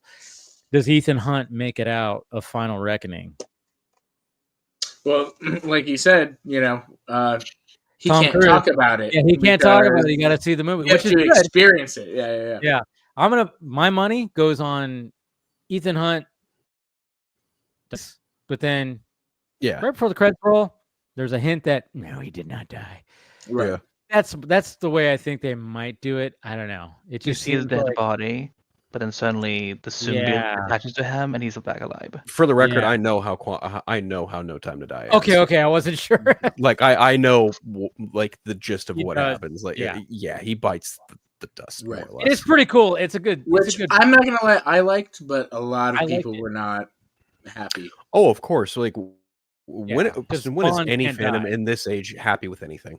Right. I got a little choked up. I was like, oh, he's doing it. He's going. I did too, and I think yeah, because from what I heard, the reason that people didn't like it is like it makes sense with this Bond. Like this isn't the campy Bond that's gonna live forever and blah blah blah. Like that type of thing. Like it makes sense within the story of this Bond, and so I thought it was well done. Yeah, so all these James Bond movies, are they not? So it's all meant to be like the same James Bond that you all have followed since whenever the first one ever came out. It's an anthology of just James Bond going around doing crazy missions. Yeah, so it's the James Bond multiverse. He's James 007. He's 007. Like there is no one. Linear, singular. There's also the theory of that too, that it's not necessarily the same guy. They are just under the same name and 007. Right. So they could do James Bond into the Bondverse if they wanted to one day. It could be like something like that. I love the theory that Sean Connery in The Rock is like actually the character that he played as James Bond, because it works too. I love that theory too, where it's like, oh yeah, because he got locked away. They found him. He knew all the secrets and stuff like that. That's actually James Bond, but James Bond is just like a fucking, it's an alias. Yeah. It's not the actual name. That's why he just goes around and says Bond, James Bond. He doesn't care because that's not his real name. Yeah. Right. So there's that whole theory of that too. So Which I think works very well. I think it really works. I think it really works. But that's also what I. Oh, good. Just given the nature of the franchise, like if you want someone else to come in and play your version of Bond, you kind of have to have it be ambiguous as to who that person is. Therefore, give them the alias being 007 Agent James Bond. You are SSA, British intelligence. Yeah. Fucking here's your deal. You were the best of the best. This is why you are who you are. And that's how you kind of get away with having like the likes of George Lazenby, Timothy Dalton, you get, Pierce Brosnan, fucking Sean Connery, Daniel Craig. That's how you can kind of get away with just having different people over the years be Bond. And they kind of played it, if you think about it. I mean, because what's her name? Who played M? Judi Dench. Judi Dench. She was in the Pierce Brosnan ones Yep. and the Daniel Craig ones. Yeah. So they kind of go, oh, wait a minute. M is in two different versions of Bond here. What the hell? It's a Dame Judi Dench variant. Yeah, could be that. Who knows? I don't know. James Bond and the Multiverse of Madness. That's for sure. Into the Bondverse. Yeah. Also, the movie Ministry of Ungentlemanly Warfare is literally the basis for James Bond, because one of the people in the movie is Ian Fleming, and the antics and adventures of Gus March Phillips, who's played by Henry Cavill, is the literal basis for James Bond. See, I think you brought that up before, and it's like it's a prequel. No, I'm saying it's like how Oppenheimer is the prequel to Godzilla -1. Yeah, it's like that. Jesus. Yeah, I mean it kind of is. Yeah, I still have to watch Ministry. I keep on forgetting that it's on Amazon. I'm like, fuck, I gotta watch that movie. I've always heard. I just heard people it's just a fun ride. It's Henry Cavill, Alan Richardson, Isa Gonzalez, fucking a bunch of names of people you've seen before. You don't have to say anymore. Yeah, I know. It's a stacked cast. Yeah, no, I know. I just keep on forgetting, but maybe I'll try to catch it this weekend or something like that. I've been trying to do. It could be easier to live, but having seen it. I've been trying to just watch the Best Picture nominations. Oh, sure, yeah. So did you get around to Anora yet? Oh yeah, I watched it on Tuesday. It actually won the Best Picture of Critics' Choice. What'd you think? I liked it. I thought it was a bit overrated because people were just like, "Oh my god!" But I was like, I enjoyed it, but I was like, "Oh, it wasn't." I think I was thinking it was going to be more uncut gems than it actually was. Like it's crazy, but I for some reason thought it was going to be more like crazy, like how Uncut Gems was, where I literally was going, "I'm gonna have a panic attack," because I thought it was going to get to that point, and I thought it was like, "Oh, it's going to be like mob bosses and all this stuff," and I'm like, "No, it's just they're not really that." It wasn't like that much that. Mikey Madsen, fantastic, and everything. And the three acts, the way that they play out so differently, and I really enjoyed that. I mean, especially when shit starts going down in the second act, it really turns into kind of like a comedy, where it's like, oh yeah, this is like funny. This is now funny. Like it went from like, oh, this is like the rich guy, like he's gonna rescue this stripper, and she's like wanting, it's all this and it's all magical. Then shit goes south, and then it turns into kind of like a comedy. And then the third act just kind of gets really serious. And I was just kind of like, oh, okay, all right. Yeah. So this wasn't, I thought it was going to be more like, it was going to be like madness when shit went down. Wasn't quite that. And I think I just had that expectation. Still a great movie. And it deserves all the accolades that it's getting. But I just didn't, I just wasn't over the moon that I thought I was going to be with it. That's all. Yeah. Did you see who won the Critics' Choice Award for Best Supporting Actress? Oh, yeah. Zoe Saldana. Oh, no. I meant I should have clarified in TV. It was Kristen Milioti for Penguin. Oh, yeah. And then Colin Farrell also. Yep. Fuck yeah. Yeah. Yeah. They're They're I clean. saw her Yeah. speech. Oh man, she Her was speech so was happy. so great, so Yeah. great. Yeah, she's Like great. she literally stands up and is like, "Holy shit!" Like you see that, Yeah. you see her mouth, "Holy shit!" Like and then she literally she drops an Anchorman line in her acceptance speech. I don't know if you saw. She was like, "I love so and so. I love this. I love you all. I love Lamp." That's an Anchorman line. I don't know. I'm nervous, and I was like, "Oh, I love you." I fell Mother in was love with her. serving. Love it. She was just so Amazing. like it was so great to see her do that. Yeah. I also saw Rachel Brosnahan's interview on the carpet to the Critics' Choice Awards, where she was asked about playing Lois Lane, and yes, she looked amazing. Yeah. I mean, there were she was there. Catherine Hahn was there. Sarah Michelle Gellar was there. I'm like, oh my god, all my like. Oh yeah, the sci-fi Buffy fantasy- reboot is coming. Yeah, that's right. Call it a sequel. I mean, okay. Listen, Or as a sequel, journalist, I get so annoyed when people, and not you, also. I'm talking about in Yeah. general. Like people using the word reboot. I'm like, Well, unless they're recasting the role and it's like a starting over from the beginning, it's a sequel. okay, Like, understandable, but technically it can still fall into a see. That's the thing is like but if it picks up after the original series, I it's know, not but a it's still reboot. rebooting the franchise. If you think It's about it, in more terms of, like a legacy continuation Yeah, than but I'm just saying, like, if you were Yeah, to, I would like, agree. Yeah, I would agree with that. if you were Yeah, to just- unplug your modem, you're rebooting your Okay, your that's fair. current Yeah. Yeah, system. but I just don't know. I just don't agree I with get the it. terminology of I get it. reboot. Because some people are like go like because there's difference between reboot and remake. I think It's so weird Remake- too because reboots have had original people in it and all Yeah. that and done the whole. But I So do you're just agree with Phil. rebooting certain things. I just think A our culture remake is is a misused. full on I don't Yeah, know. so it would have been one thing if she, like, let's say if Sarah Michelle Gellar came back and she played Buffy's mom. Now that's a reboot that just features people we've seen in that franchise before. That would be more of a remake, in my opinion. Like remaking it in a different thing.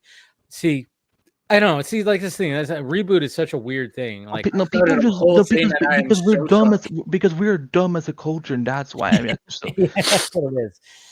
Yeah, I just always look at it like technology wise. It's like, okay, you have a current thing, and then it's like, oh, I'm gonna reboot the system, and it's like, oh yeah, we're rebooting it, and it's like, yeah, because we're the bringing. problem with Buffy is also that franchise hasn't ended since the show ended because they've done all their comics. Even like I didn't even know like that 2 years ago they did a Buffy audio drama with like a lot of the original actors too. That's So cool. yeah. So Buffy hasn't like really gone away. It's been it's been here, like like I even because I finished watching the show like in 2012 or something, and then I heard there were like these combo continuations like season 8, season 9, season 10, and there's been like all this like expansion and so on. So yeah, I'm gonna call it a Buffy sequel because I like. Yeah, it is a sequel. It's a sequel. It's a sequel series. Yeah, definitely is. And I just got a response right now when I from my post on Twitter with the Henry Cavill thing where I said, yeah, not really, feeling the audition, which is fine. And somebody says, what year are you living in right now?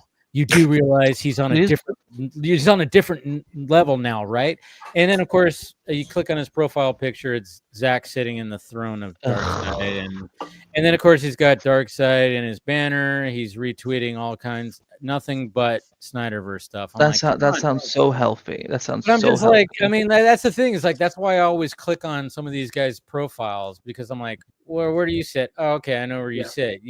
Henry Cavill's, the greatest. You have to, so that way you know to respond or not. I know I'm not. I don't need to respond to this guy. I just thought it was kind of funny that I just refreshed and I saw that. I'm like, yeah, I get that. I wasn't feeling it. The video, the audition, not feeling it. He can totally pull it off now. It's okay, guys. I'm sorry. Hey, it's okay. I get it. It's like it's so funny how defensive some fans get with like certain actors. No, like you said, can't do no wrong. 2005. Like, look at him now, how he's like almost grown into he looks like James Bond now, and all these things. Like he's grown as an actor. He's grown as all these. So like, yeah, he would be great now. That's what's so funny when I see those reactions. It's just funny because I posted that video like 2 days ago, and like you get that response. I don't know. It's always funny. Like I said, and it's always funny too because I've offended sometimes people when I go, because I click on their profile and I start scrolling. I'm like, oh, okay. And then I'll like mention that to him, like, wow, you took the time to look at my profile. I'm like, yeah, it took me 7 seconds. Like, what the fuck do you think? It's not They that think much. it's some sort of flex when they're like, "Oh my god, you clicked on my profile." I'm like, it takes Yeah. a finger and 2 seconds. Like, Yeah, it's like literally just click, and then I'm using the wheel on my thing to scroll down and just be like, oh, okay, I see where where you're at, when it comes to certain things. And I'm like, yeah, this is what it's all about. I'm like, I investigate. I'm like, who am I talking to? Am I talking to somebody who actually has a actual criticism or who has a big time bias? And I'm just like, okay, what are we doing here? It's fine. I see where you're coming from. It's fine, but yeah, it's like, this is my opinion. This is my opinion on this video.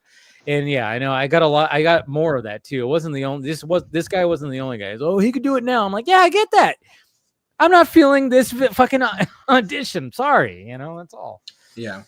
Ugh. but again, we can't have fun on the internet anymore. Everyone we have to And fight. it's We kind of always have fun to to fight about fucking something. razz these guys, It is kind of fun to just like kind of push back against these guys. I will say that. Yeah.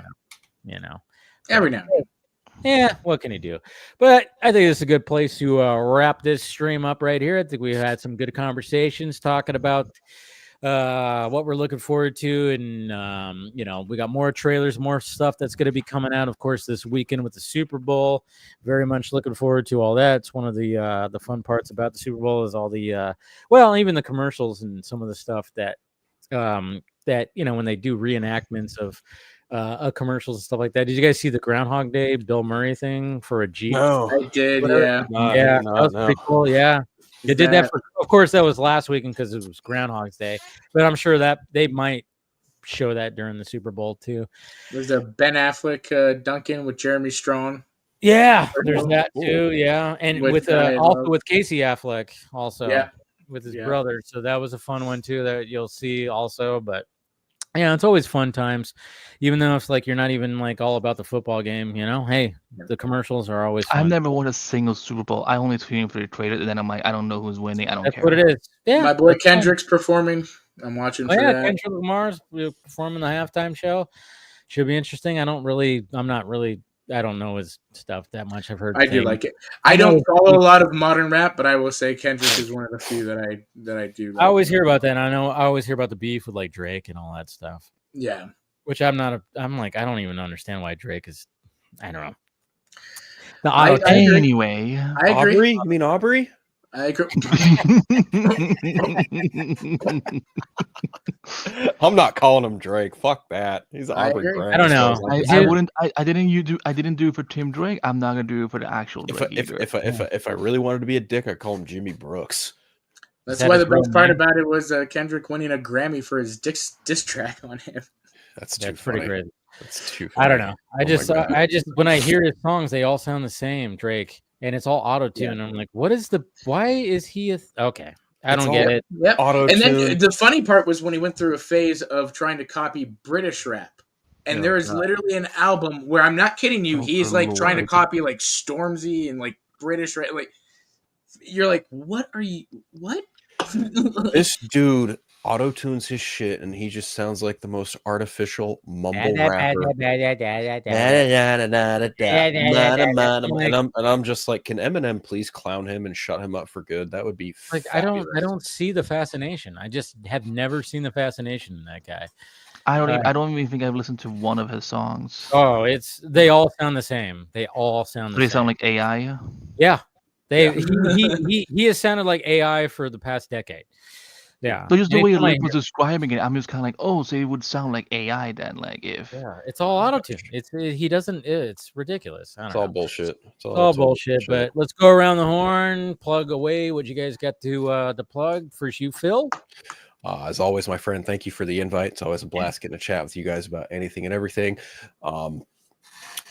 Everywhere, just unfiltered, except Twitter, because I'm not there at all. Period, bar none. Don't support that place. Me personally, I get why everyone else does. Platform building, all that shit. Anyway, Vero, Instagram, Threads, Blue Sky. You can catch me on YouTube. I did a Fantastic Four trailer reaction. I wasn't going to do Jurassic World because Universal is just as trigger happy with copyright stuff as Warner Brothers is. So yeah, got my show Friday Phil, which I did earlier today. Me and Craig are trying to do something with the Eternal Night, but he's just busy. He got a new job offer, so I'm just like, oh, fuck it, whatever. I'm just going to do my own thing, and I'm writing for Multiverse Color. I'm currently in the midst of writing a breakdown for the Fantastic Four trailer there. And do I have anything else in the Council works? Creators. Yes, I am hosting Council Creators. Thank you for the time being. So there's that every Wednesday at 6 p.m. Pacific, 9 p.m. Eastern. Other than that, that's pretty much it. I'm also on Party Nation on Tuesdays, becoming more avid there. So, yeah. Cool. Andy, what you got? Well, even though I wasn't on camera tonight, I had a great time. I hope the next time I'm back, trust me, this was just another week for me to be on camera. So, but I love always being here. So thank you for having me. You can find me at and we're back on all social media. You can find me as a senior writer and interviewer for ScreenRant.com. If people know what's happening next week, what's coming out, and if you're following a certain show, you will want to follow what I'm doing at Screen Rant next week. So, because next week there's going to be No Mercy. And so if you know, you know.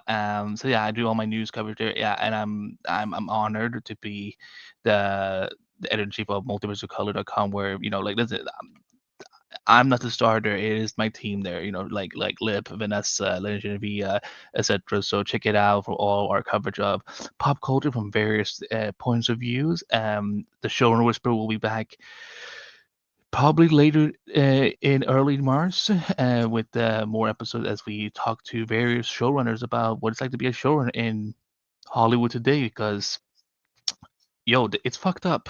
It ain't easy. And I will be back to streaming on Twitch, Kick, and YouTube very shortly. Thanks for having me. Yeah, always great talking to you, Andy. And you can find me standing outside Luigi Mangioni's prison. There you go. There you go. Free. It's holding a free sign up, right? Free.